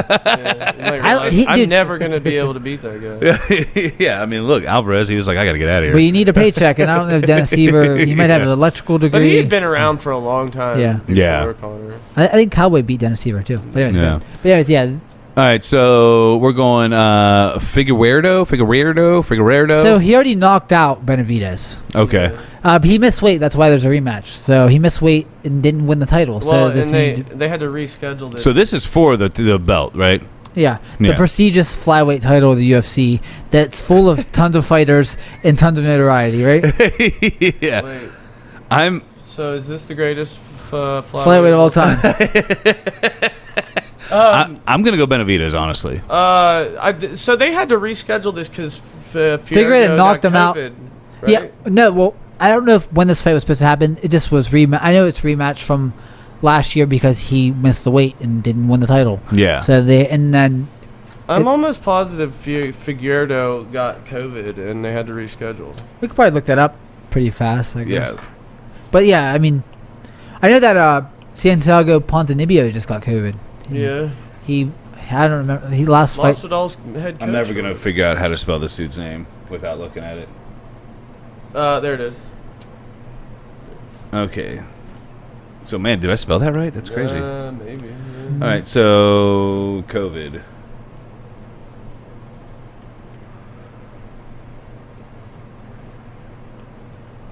Sure, we need test positive. Yep. Yeah, that's it. UFC. Oh, he did it just. This is a day ago, dude. I don't even know if they're. So this fight might not actually even be happening. Wait. But then 7 hours ago it says he's cleared. What's going on here? Yeah, I don't know. I knew something was. But it says still. They're just hoping he's still required to pass more COVID-19, is what that says. It's funny because that fight is not as good as Jack Hermanson Samal and Kelvin Gastelum. Like, me, I'm like, if that was the main event, I wouldn't even really care because I'm used to main events like that for fight night cards. Yeah. Like if that fight's canceled, I'm like, okay. I mean, that one fight night last month was 2 random women fighters, fucking. Jessica, is that what you're talking about? Yeah, Cindy Calvillo. Like, that fight is way worse than Jack Hermanson versus Kelvin Gastelum. That was the main event. Mm-hmm. So, like, if that's the main event. Yeah, this is a decent fight night card. I mean, that's those two. Well, it's just these 2 fights that make it worthwhile. Well, really. Go down. To get 2 good fights on a fight night card is pretty. Mark Diakossi's not bad. Yeah, I'm going Gastelum by the way on that fight. Well, let's go start with the first one. I'm going Benavidez. Kyle? Figueiredo. Yeah, because you going Fig as well? Yeah, because I think Benavidez days are. He's kind of shop worn. He's a little old for that division. And if you have already been knocked out by somebody, the mental I think he's slowing down though. I just always remember, like, if it wasn't for Mighty Mouse, I feel like Benavidez would have been the champion. Yeah. You know what I mean? It's crazy that Mighty Mouse, whenever they first were doing that tournament forever ago, I thought he lost to Ian McCall. Creepy. Yeah, I thought he lost that fight. Because I remember that fight was like, it was like a draw or something like that. But I thought he lost it, and it's like his career would have been way different. Yeah, way different. And he's definitely no matter what, one of the best of all time. Dude, he's actually, like, skill-wise, easily one of the best. That slam to armbar is maybe the craziest thing I've ever seen in MMA. Like, transition. I don't know if I've ever seen anything cooler. It's hard to fucking, like, but he's beaten up little, like, I kind of did something similar to my friend one day. I was laying on my back and he jumped on me and I just, like, flipped him with my legs and landed in an armbar. He's like, "How'd you do that?" I was like, dude, I watch UFC. You did it to your friend for that for a second, but you jumped on me, like. You did it to your. It was just a reaction, dude. It just happened. Yeah. Your friend. Like, some of it must have sunk in or something. Did it to your friend Ray Borg. Yeah, right? Yeah. He got twice in a few years, but anyways, I think that Benavidez is probably always the bridesmaid, never the bride, sort of aspect of his career, which is sad. That's sad to be fighting that long and never win a title when you know. Yeah. When you're that good for that long. It's hard to have. It's must be shitty to have a guy in a division like Mighty Mouse who you can never beat. You just can never beat him. Yeah, it's like everybody in the light heavyweight division. Yeah, it's just like because you fight Khabib and it's like you just have to know, like Poirier, as much as you want to give this pep talk of like, oh, I know what to do next if I fight Khabib. You don't have it. He's still going to do the same thing to you. Yeah. He's going to mermaid you. And he's going to drain you. Yeah. So you're so tired that you just get crushed by his pressure. So. Yeah. All right, so Jack Hermansson versus Kevin Gastelum. You already said you're going Gastelum, Kyle? Yeah. Just because like I said, I think he was really impressive against Adesanya, and for a moment almost had that fight won. Yeah. I could agree with that. I would like to see Kelvin go down to 170 again still. But he sucks at making that cut. Yeah, like he's got the weight to lose, So who are you going? I'm going to go with Hermansson. You going Hermansson? Yeah, only because Kelvin, though, is good. I feel like he's very inconsistent mentally. Completely agree. He just is like sometimes he just looks like he's not mentally there. Yeah, in the it's fight. like is he going to show up tonight? Right, because like versus Till, he just did nothing, and Till shut down the offense by clinching a lot, so there was not a lot of opportunity. But also, he didn't seem to push. It seems like he like enjoys fighting, but he doesn't really care if he like wins or loses any certain fight. Right. He's happy to be there and they're having fun and doing things, but like the drive to win is not as apparent than other fighters in the division. I'm going Hermansson. I agree with some of what you said, but I'm going Hermansson more because I feel like Gastelum has had every opportunity. Yeah. And he can't seem to quite get there, so I'd like to see somebody else get in the mix. Yeah. And Hermansson lost to Jared Cannonier, who's actually really good. Yeah. And it's crazy Jared Cannonier used to fight at heavyweight in the UFC, which is nuts. But Hermansson sort of, I don't know if he's chinny, but he got knocked out by Cannonier with the knee, I think. His top game is like terrifying. He beat the shit out of Ronaldo Souza, which is a good win. Yeah. And that's a great win. And like Gastelum and getting knocked out by Cannonier doesn't say anything. I mean, the dude's an awesome striker. Yeah, so it's like it's not like you're getting blasted by someone who's terrible striking. Yeah. So I feel like and he has a pretty good outside fighting. He's long. He has a longer reach than Gastelum. Gastelum can really close the distance, but I feel like Gastelum fades in fights too. Yeah. He gets slow. Yeah. He gets like more tired. It happens. Well, and sometimes he just looks out of shape. Yeah. Like he didn't train as well. Yeah. Especially like now when he looks really in shape in that picture. Yeah, he's chiseled. That's probably like the thinnest he's ever looked. That's what I'm saying. It's probably his UFC debut at 170 in that picture. It's probably not been updated since then because the guy. They don't update anything. Yeah.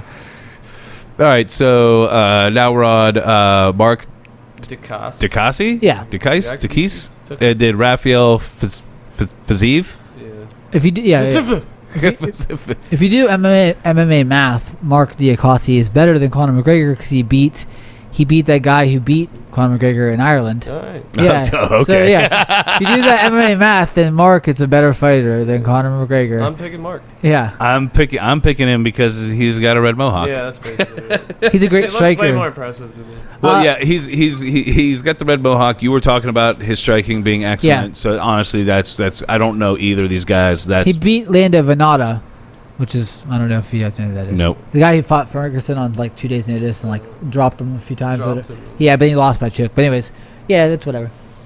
I don't know anything about these women. Lipsky versus Carolina. Lipsky looks cute, so I'm gonna pick Lipsky, and she has the word lips in her name. Yeah. So yeah, I'm actually going with her too. She kind of reminds me of however you say her name, Monica Macevedo, whatever. No, about Deadpool's girl. Yeah, she does look a little bit like her. Yeah, I hope she wins. Yeah, I don't like the hair on Lou. I don't like her hair. she looks a little like a witch. Yeah. It's kind of cool though. I don't like when Russian guys have their first name in their last name. So I'll never pick that guy ever in my life. I don't like that about that. Well, and honestly, in this one, I'm going to go with the guy that's number 4. Yeah. Pantois is really good. Why is he number 4? That's 125. Yeah. Okay. It seems kind of, but it seems kind of crazy. Like I've never even heard of him. Yeah. But 125's been. I mean, there barren. ain't nothing been happening there at all. It's like fucking one fight every 4 months. Yeah. I guess this is the first fight I recall. Or was there another flyweight fight on this card? Yeah, I think the last card had Tim Elliott versus was that 125? The last card had Tim Elliott versus random. Yeah, and we got the championship fight in this one too. I mean, honestly, I'm glad they're going to continue it. Pull up the odds.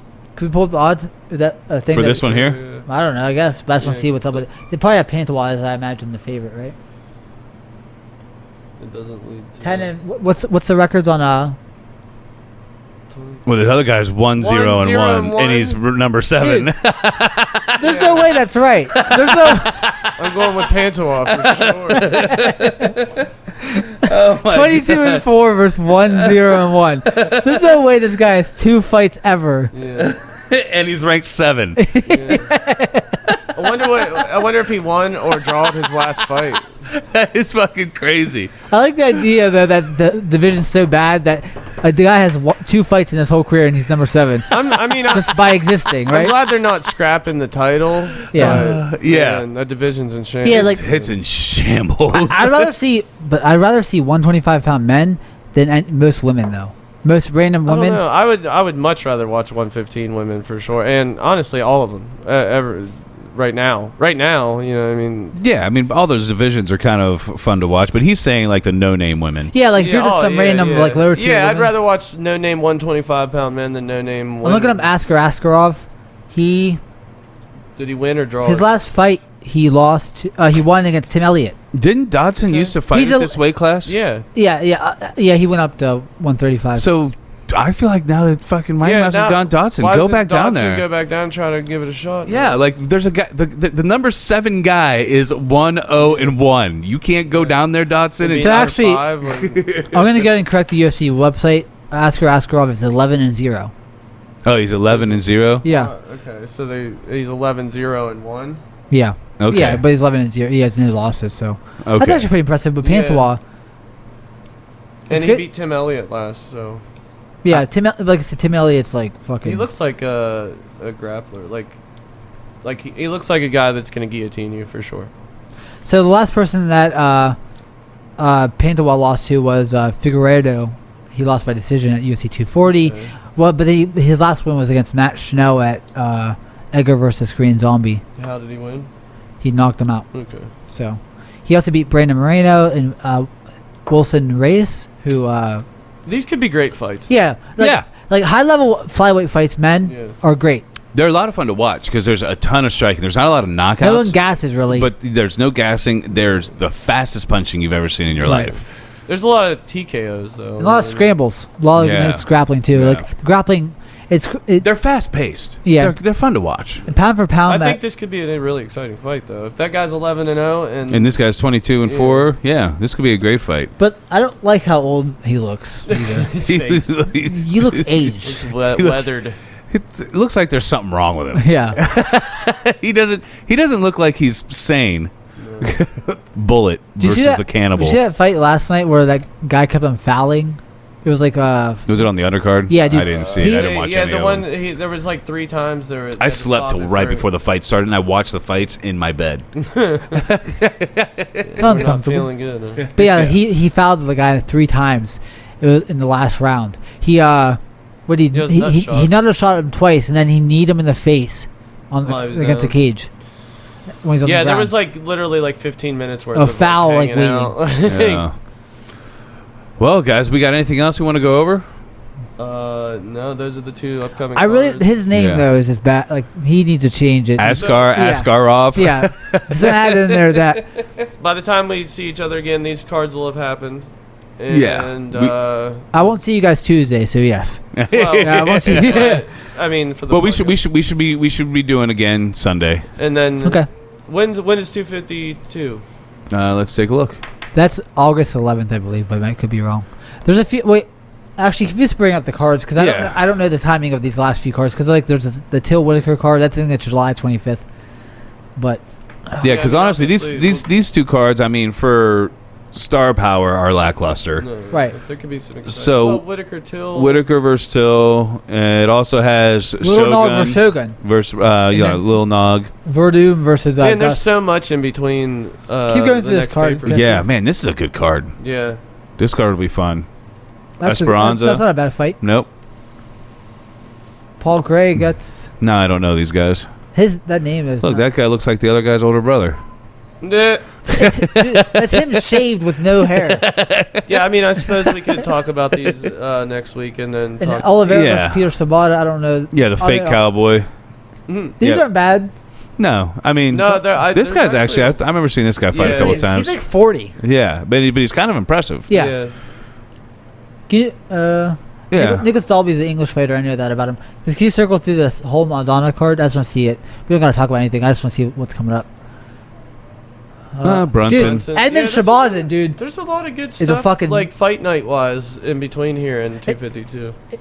I like fighting, so like I'll watch the cards, just put them on. I don't care about every fight, but like I'll fight. Usually I watch them because like what else are you gonna do on a Wednesday or Saturday? Yeah, I try on a Saturday. Dude, yeah, or any time in your life if you don't have a life, right? What else are you gonna do on a Saturday night?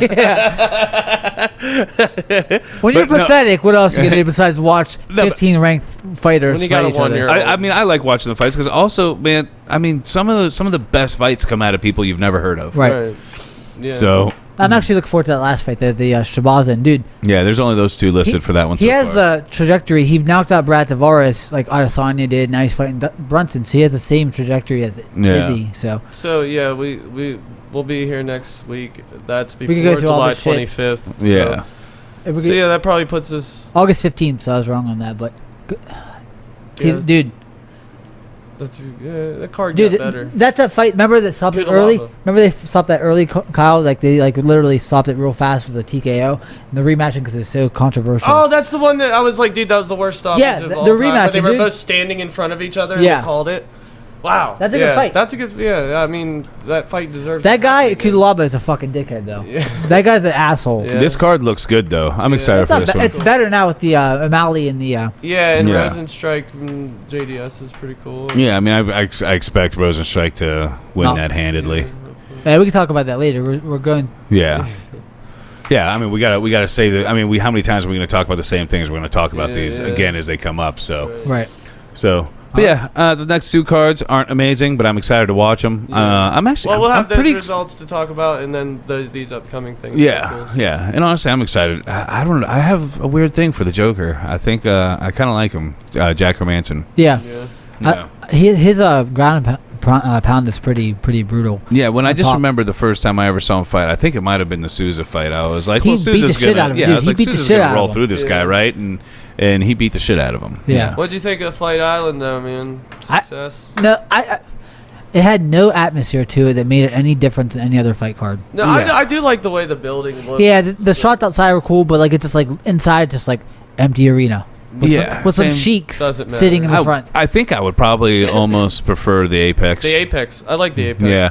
And when I thought of Fight Island, it wasn't at all what I thought. Like, there's all kinds of shit on this island. Yeah, it's you know not what really I mean? an island. Yeah, I mean, there's fucking... It's a country. Yeah, and there's fucking amusement parks and all this shit. Yeah, like, I expect them to, like... Island where I expected, jungle. Like... Yeah, or like just kind of a more remote island where they built this complex on. Yeah. That would have been exciting. Dude, you might as well call fucking Apex Fight Island because it's in the United States and that's an island kind of whatever. It's all islands, right? Yeah. They went above and beyond though, as far as like keeping everybody safe and separated. No, I'm glad they have it. I'm glad they have it for international fighters. Right, because otherwise we wouldn't get any international. You'd just be fights. getting random low-level UFC fighters fighting on Fight Night cards. We'd have no names right now. Yeah, I'm very glad that it is a thing, but I don't think it created any extra draw whatsoever. The idea was more. The mystique of the idea was bigger than. I want them to have some more. Like they need to get like Leon Edwards fight. Like they need to get some like other international fighters like that are bigger fights. And Dana needs to dress up as Shao Kahn.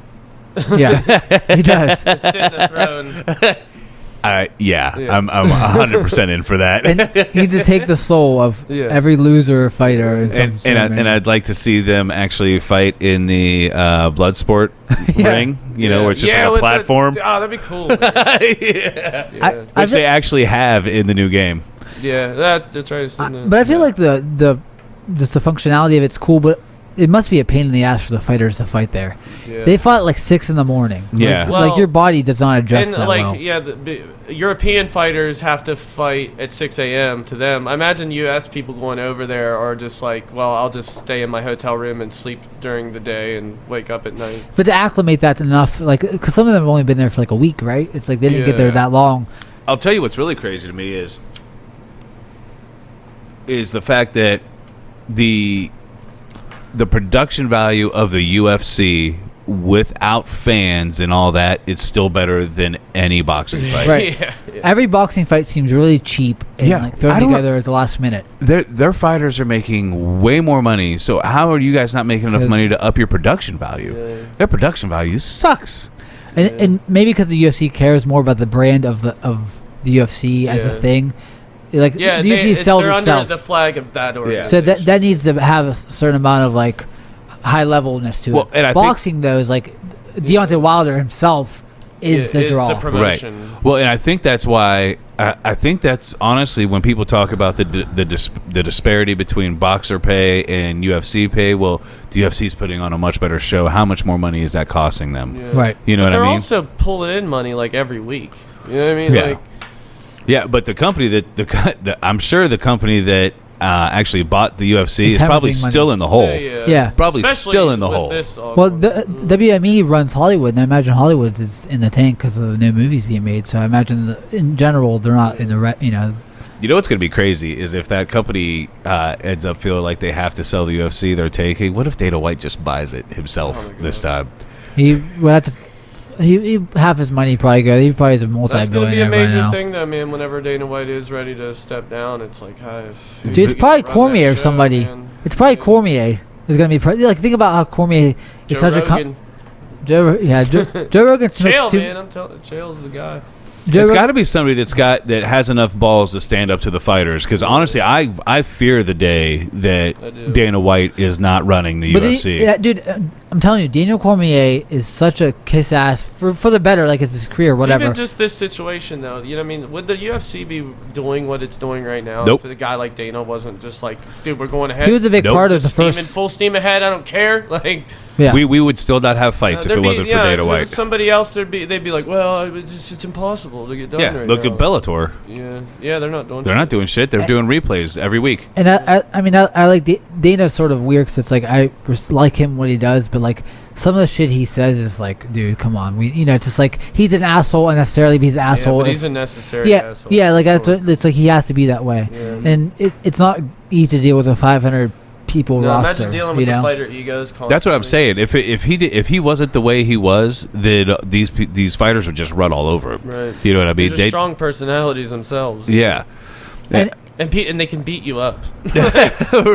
It's got to be scary to be in a room to get. I actually feel like Dana felt like he had to get in better shape to continue his position. You know what I mean? Because he definitely did. When it first started, do you remember what he looked like when the UFC first started? He looked hilarious. Let me look this up. Young Dana White, because he looked hilarious.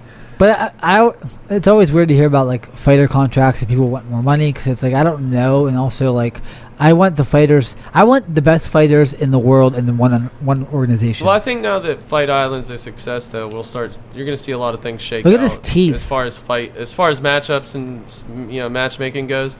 now that Fight Island was we'll start we getting had a success, we're going to get some information on what's next. I agree. But yeah, look at him. His teeth are terrible there. Look at the difference. That is crazy. That's insane. But look at the difference here. I mean, he needed to do this in order to keep control. But yeah, I really do. I fear the day because, like you said, I don't think half of the things that happen in the UFC would have happened without Dana White.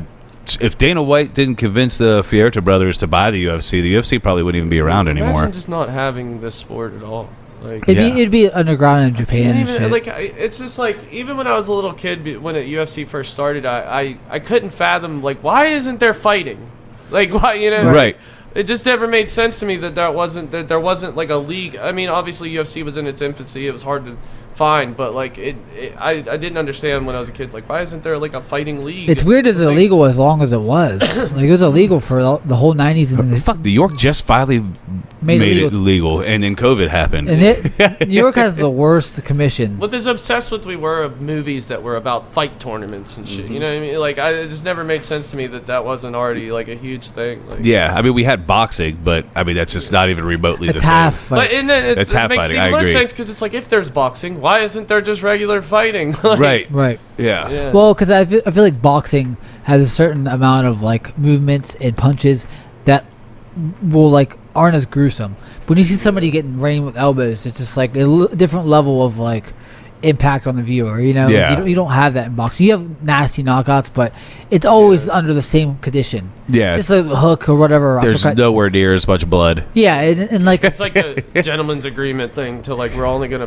punch each other with these pillows on our hands. Yeah, right. Boxing is actually worse for concussions. Yeah, it is. Yeah, come to find out, it's not even. Well, I think the best thing for concussions is bare knuckle boxing because they basically just cut each other with knuckles. Yeah, right. You don't actually take. You're gonna get cut down. You can't put. You get blunt force trauma. Yeah, but I'd still rather watch UFC than for sure. That. I think Joe Rogan's take was perfect because before bare knuckle came around, he was always like, I don't think the gloves are good for the sport. Now he's like, nah, man, they should definitely be wearing gloves. Breaking your hands would end so many fights. But quick. I'd rather have my hands broke than me being knocked down 3 times in a fight and having a 10 count and getting up and fighting again. Dude, I've been hit. Like, you ever box with somebody with boxing gloves? That shit hurts so much more to me to get hit with like somebody hits a box. It's a different pain. Your whole head, dude. Like, because it hurts your head. Even though it is padding, it's not like. It's still like getting hit with a slightly softer brick. It's just not the cutting to it, but like it rattles your head so much. Like, it leaves me with a headache. Yeah, like, I'd rather get punched in the face with a regular fist. Because you just have you got to cut and like but like I don't have this headache that like you get with being punched with a boxing glove. Yeah, and you have to punch a certain way with bare knuckle because you'll just be blunt and break your wrist and your hand. So like, you have to sort of punch at an angle and sort of have to cut them. But like, it's just. I don't like bare knuckle boxing. Really. I don't either. It's kind of boring. No, because imagine how many UFC fights would just be over quick. Like, they take a lot of those shots. Like, I mean, sometimes I'm like, how the hell can somebody even take this many punches? Mm-hmm. I mean, well, that glove probably helps it a little bit. Yeah, it probably helps to some extent, but. Regardless, I think the big problem would be broken hands, and the cuts are just too much, man. Yeah, they're too much. You see some of those faces would be mangled by the end of their career. Yeah, I remember there was a brief time where they were talking about Anthony Johnson going to bare knuckle fighting. I was like, who's signing up for that? Who's signing up to get murdered? Bare knuckle, or like I heard about Mike Tyson. I'm like, yeah. Like, imagine, like, dude, from those training videos, I feel like Mike Tyson could actually still knock out a lot of the heavyweights. Has anything materialized? I haven't heard much. I haven't heard much either. I mean, there's not much that can materialize at this current stage. Right. You know what I mean? Everything's sort of on the back burner until the fall or next year. Yeah, the only thing we're really going to keep seeing is UFC, and that's just because of the steps they're taking. Until what if Vegas shuts down? That's actually the other thing that I love is fucking John Jones asking for a whole bunch more money during this time. Yeah, like, you out of your fucking mind? Like, you're lucky that you even have the opportunity to get a paycheck right now. Right. Like, you're out of your fucking mind. I don't know. I feel like right now, though, this is the time to unionize if the fighters are going to do it. If they were going to do it. Yeah, I think this might be the time to do it, but you can't expect with all the money that the UFC is putting out there and not getting in return from the gate to be giving you some kind of crazy raise. Yeah, I mean, it's just like, dude, the other option is this doesn't happen at all right now. Like, you know what I mean? Like, Like if they're gonna pay you $10 million to fight one time, then guess what? You're gonna be the only fight that night because there's no gate, there's nothing to recoup any of that money. It's all pay-per-view buys. I can't see Conor fighting in an empty arena. Yeah, that too. Yeah, it'd be so crazy to see. And that gate for a Conor fight is worth. Yeah, I'm sure they upped the ticket price for that too. Yeah, like it's worth because you think about like front row seats is like $1,000. $3,000. The seating ticket price can't be static. Like it has to change. Yeah, like, for Conor. Depending on the fight, yeah, without a doubt. But yeah, so like if supply and demand. Yeah, because you're not gonna have fucking Calvillo versus just a guy. Yeah, in that's the same, a $5,000. which is like that would be hilarious. That would be an empty crowd. without it's like $50 for this. Yeah, I couldn't imagine I wonder what a front row seat for like a probably around 1,000 card would be.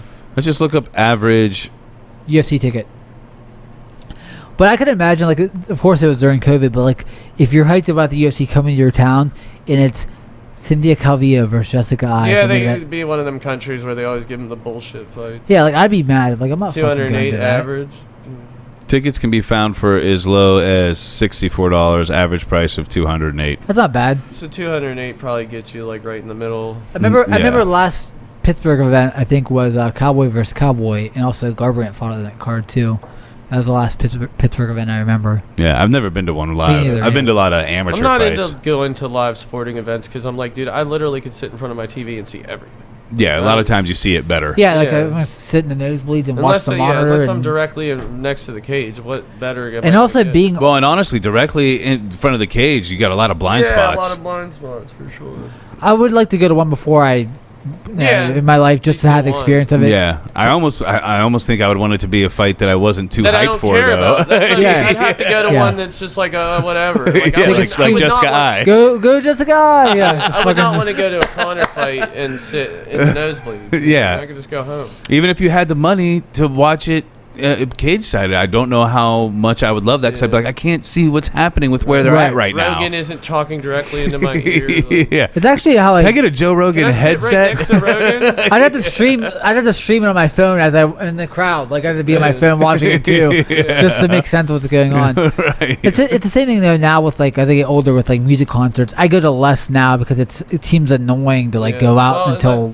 1 in the morning driving. It's a band that I'm into that's like it's a very small room, small venue. Yeah. I'm addicted to mosh pits, but I still skip a lot of them. Yeah, I haven't been to one in a while actually. Now I'm glad I paid a lot of money to see Tool like right up front last time they came through, and I'm glad I did now because I might be the last concert I ever get to get in my life. But concerts are a hassle. You're it's right. It's just like tiresome. Like you got to get, especially where we live. Like we got to drive an hour, I 2 hours. Standing there, my back hurts. I love mosh pits, so I'm sore when I get done. And then I got to drive home. Well, it's like moshing's almost better because if you stand there like this or whatever watching 4 hours, 5 hours, be hurting by the end of the night. It's better if you just move around. I'm a mosh pit fanatic. I can't get enough. Before every freaking like the final band or whoever I'm going to see, I'm like I'm exhausted, dude. Yeah. Almost like the most tired I've ever been in my life. Just like waiting for the band to even come on, and I'm like, and I'm finding myself. I'm like, man, if they ended it here, I'd be alright with it because I'm tired as fuck. Because like it's. I'm 32. And then everybody's like, you want a pregame for an hour before? I'm like, I don't know. It's not going to be a good time if you're there for 5 hours. Let me get 20 minutes before. We'll drink in the parking lot for 20 minutes before we go in. It's a different experience. I remember when I was younger, I'd go to Ozfest and just like be out all day just running. You're 14, but like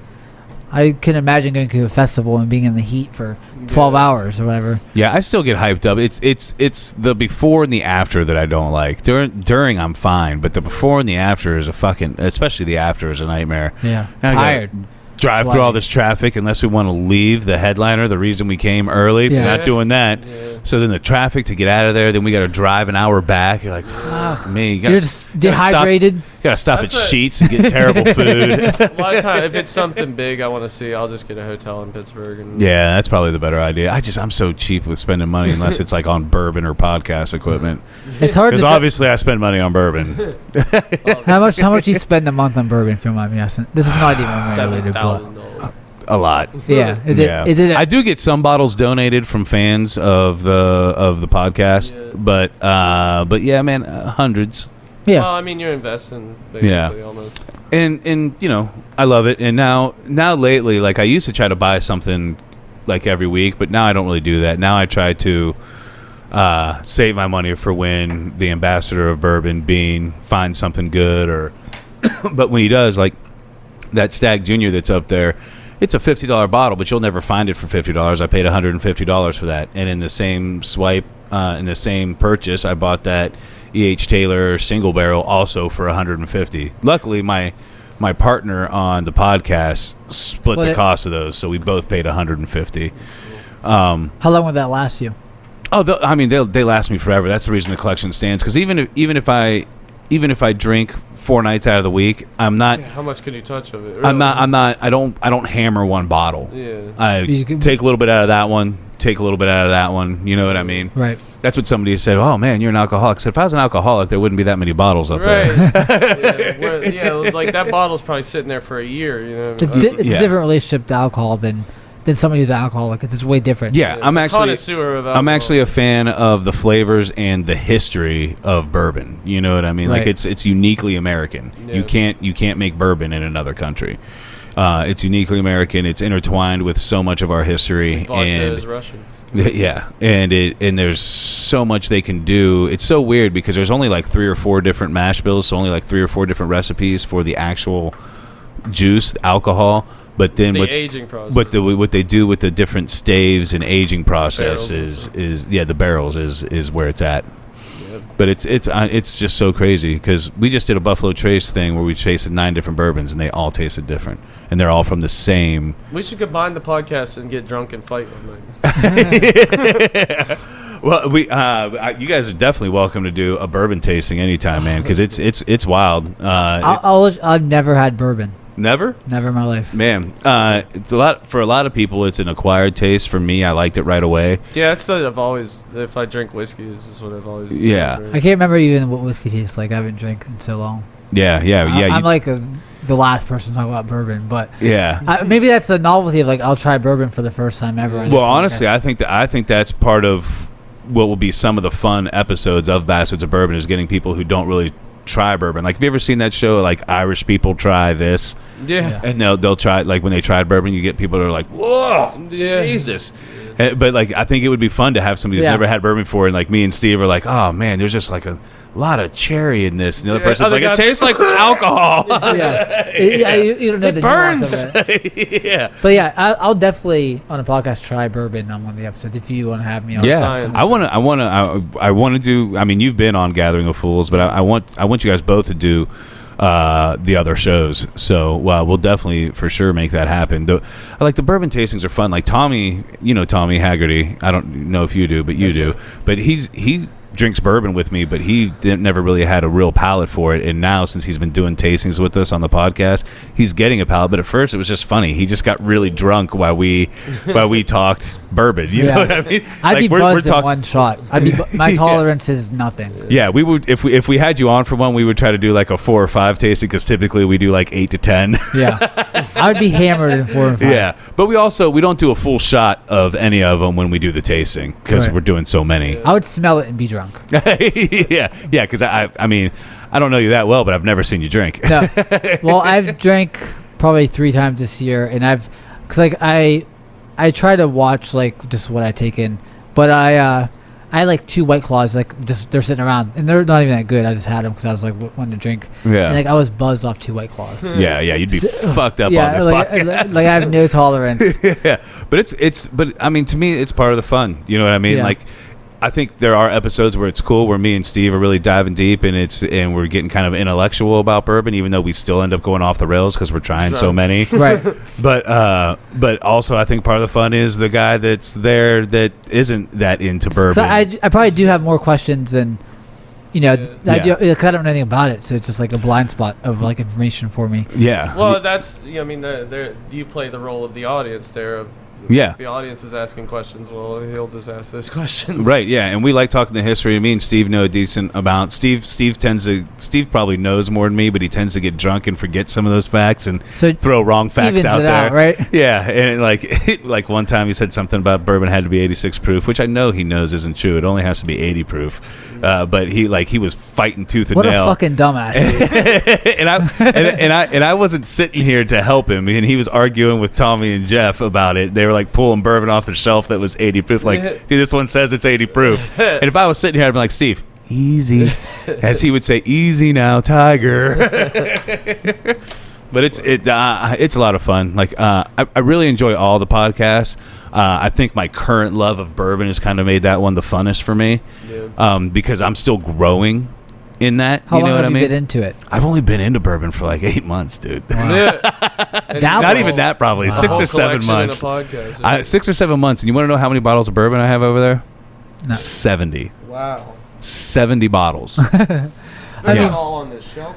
No, that bottom shelf is stacked full. Oh, yeah. It's not set up like looking wise. It's just all shoved in there on the bottom shelf. What's crazy whenever you find something you enjoy and it's new and it's like that's like the love affair. It's nice to have that sort of like hook in your mouth, you know? Yeah, well, and that part of it is the actual mouth, because like when I first started, I really couldn't taste too many of the nuances. Like I could say like, oh, this one is sweeter than this one. Yeah. But now all of a sudden I'm like, oh, that's vanilla. Well, that's it. People make fun of like all these wine tasters, like, oh, it's got an earthy tone, and it's like, dude, when you drink that much stuff, you will notice those subtle differences. You do. It's crazy. And actually, wine was the one I always kind of made fun of. Yeah. And like people would say, oh, this one is complex, and like I never understood what that meant. Now you can get an understanding. I got a better understanding with the bourbon, but also I finally tried a really expensive wine, and it was just per luck. Like somebody brought it for their brother's birthday, and they just happened to be wealthy people, and he brought a fucking almost $1,000 bottle of wine. Right. And like I didn't know it was $1,000 at first. It was actually $750, and I didn't know it was $750 bottle. He poured me some, and I was just about to like take a sip, like I was drinking any old wine, like Kroger wine. I had it up to my mouth, and he goes, "Yeah, I paid $750 for it." So, oh, hold on, spit it back, take it. Different context. Like, holy shit! Okay, just give me a second here. Yeah. And then I tasted it, and then I was like, I can't pick out the notes on this because I'm not a wine drinker, but I can tell there's a lot going on. Yeah. Like there's special about this. Yeah, there's different layers to it. And I thought, because I've drank a decent amount of wine, just not enough to try to be a taster. I love cabs. I love Cabernet Sauvignon. I love a dry wine. But that one was actually a Shiraz, and I was like, oh no, I can like, I understand what layers mean now. Right. So, you know, it had a different smell to taste to aftertaste. Well, we're gonna try to make this your favorite podcast so we can cure your alcoholism. This is a sort of intervention. Yeah. Well, and I do. Since we got you talking. Yeah, you're taking notes now for my your intervention. Mom pops up. Your mom comes in the door. Listen, my mom shows a lot of support for the bourbon thing. Actually, she. I forget what it was. She's an enabler. She shared some post I had about bourbon, and then somebody said something about bourbon in the thing, and she goes, "Oh, my son is the king of bourbon." Wow! After 8 months, dude. A lot of pressure. A lot of pressure on you now. I live up to that. Yeah, There's a lot. Whispers in the streets of you being the king of bourbon. Yeah. So, but yeah, Jeff and Steve like to say I jumped in the deep end without knowing how to swim.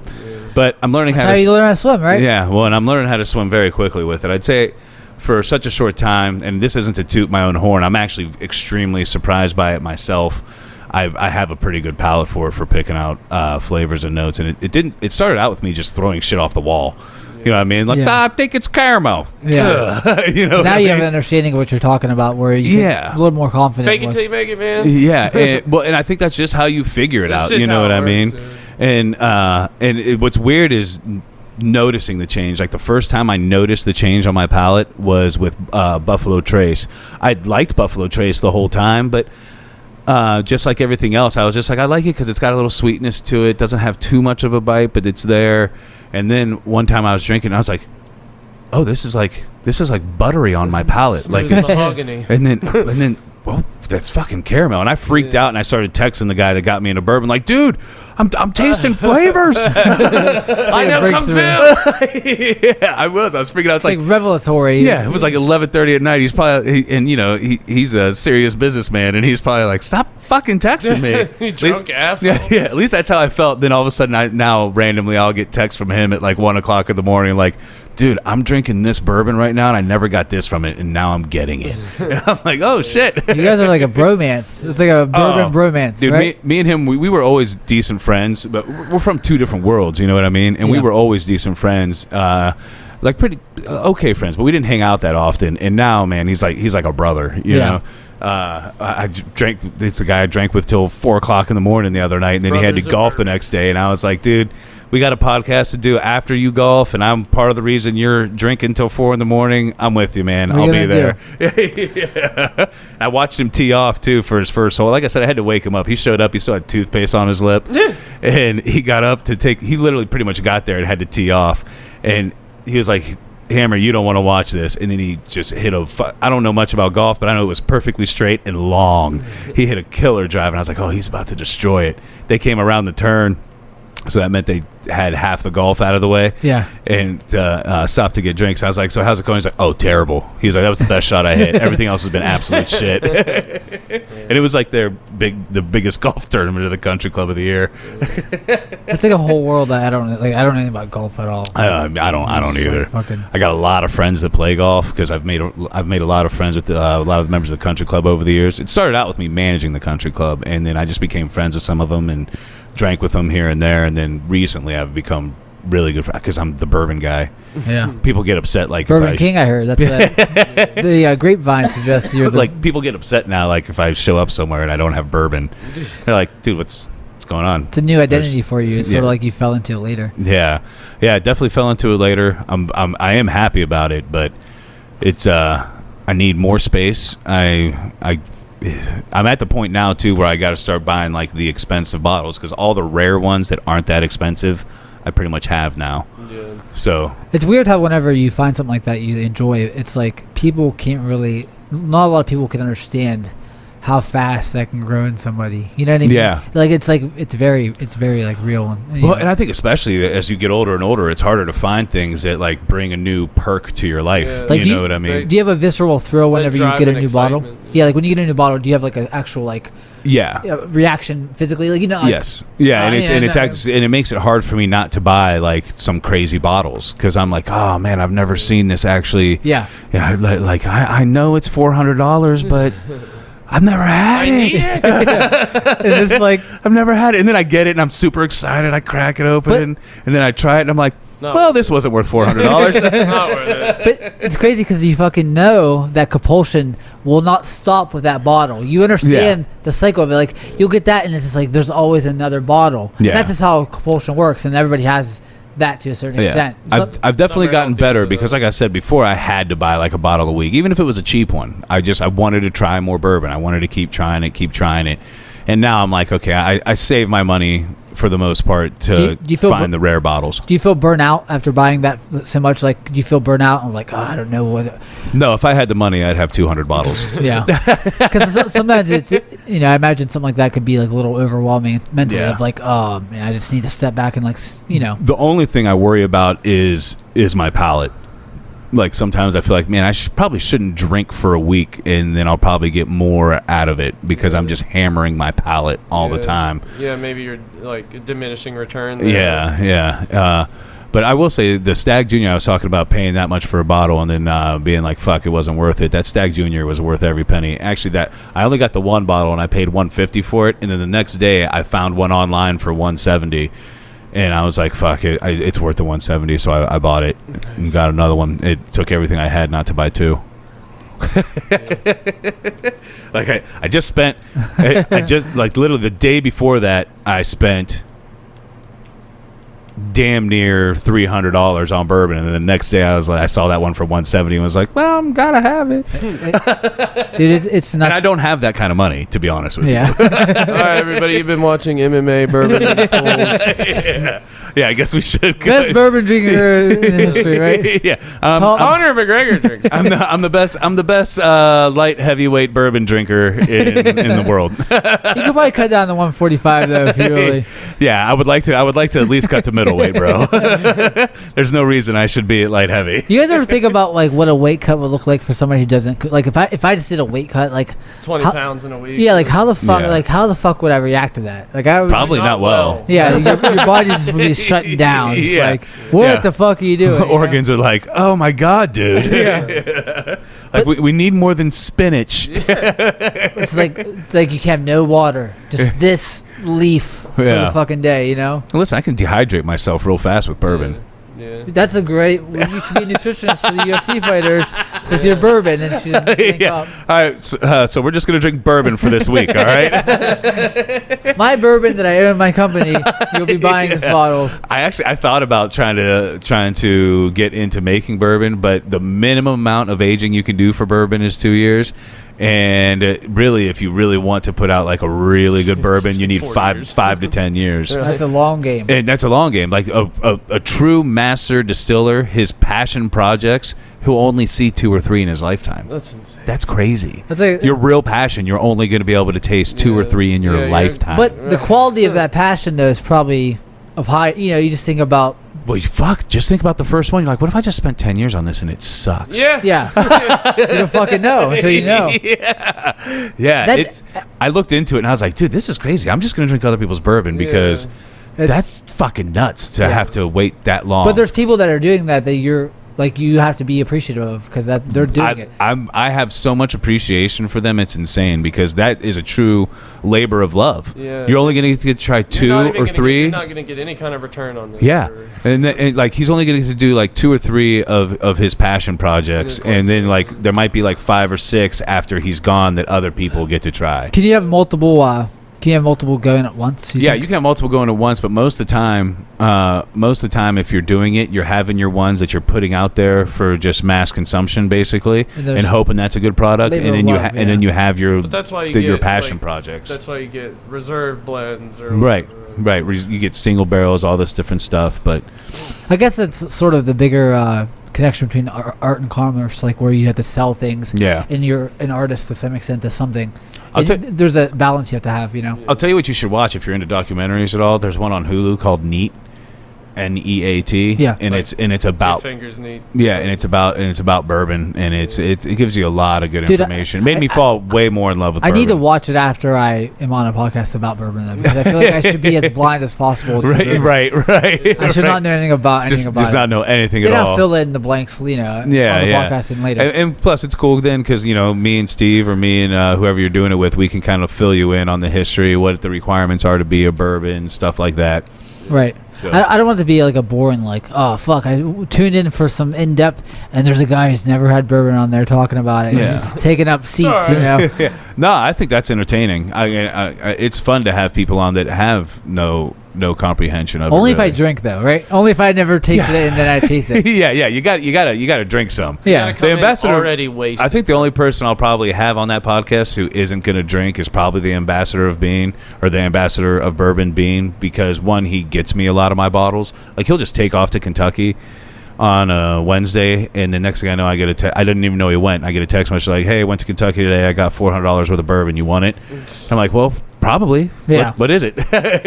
Yeah, good chance, right? But he has a little collection himself. He just doesn't drink, and he really knows the history.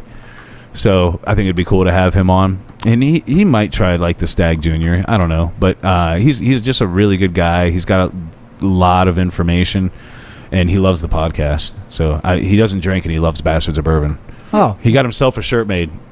And it's Bastards of Bourbon on the front and Gathering of Fools on the back. And it says Ambassador Bean. There you go. I told him I was going to get him a shirt made, and it was just going to be Bastards of Bourbon. And it was going to say Ambassador Bean on the back. And he is like, I already ordered a shirt. I was like, well, okay. Well, 2 steps ahead of you. Yeah. So, all right, we should wrap this up, though. Probably. Disclaimer towards a certain minute, like we just totally abandoned ship after a while. Yeah, we went off the rails a little bit, started talking about all kinds of random shit, but that should happen. So everybody, hopefully, everybody tunes in for at least the MMA portion, and then if they stick around for the rest, great. If not, fuck you. Once we have this more consistent, we won't have to do them as long, obviously. Because you can hammer out some other episodes that are more. We have so much to talk about because we ain't seen it. Yeah, because all these weird circumstances keep happening. But so you didn't get COVID, we would be right. But I think typically we'll probably be able to keep these to like an hour and a half. Yeah, but maybe. Yeah, we'll see. Good at it. I actually do want to do. I want to have like more discussion about certain aspects of it. Yeah, I would like to do like even if we video 15 minutes on one topic, what I mean? Like, and just release those YouTube clips. Yeah, we could actually segment them out like that. This is probably better discussion after the podcast. Yeah. Our plans for the. That's true. Yeah. Otherwise, I'm going to be uploading another hour worth of material. All right. Well, thanks for coming, guys. I love that we do this. Let's try to get it to. We'll try to make it so that we do it every week. Right. But you guys see you in September, right? Yeah, and we'll see you in 3 months. Thanks for listening. Thanks for listening. Love you guys. We're out. Peace. Oh, all right. Oh, my knee. Dude, I've been holding a piss in. Just having like. I fucked up and like left my other pack of cigarettes back here and just didn't want to get up and go grab them. Here, you want? I'll give you money for your smoke since I said I was smoking. I don't even smoke if I drink.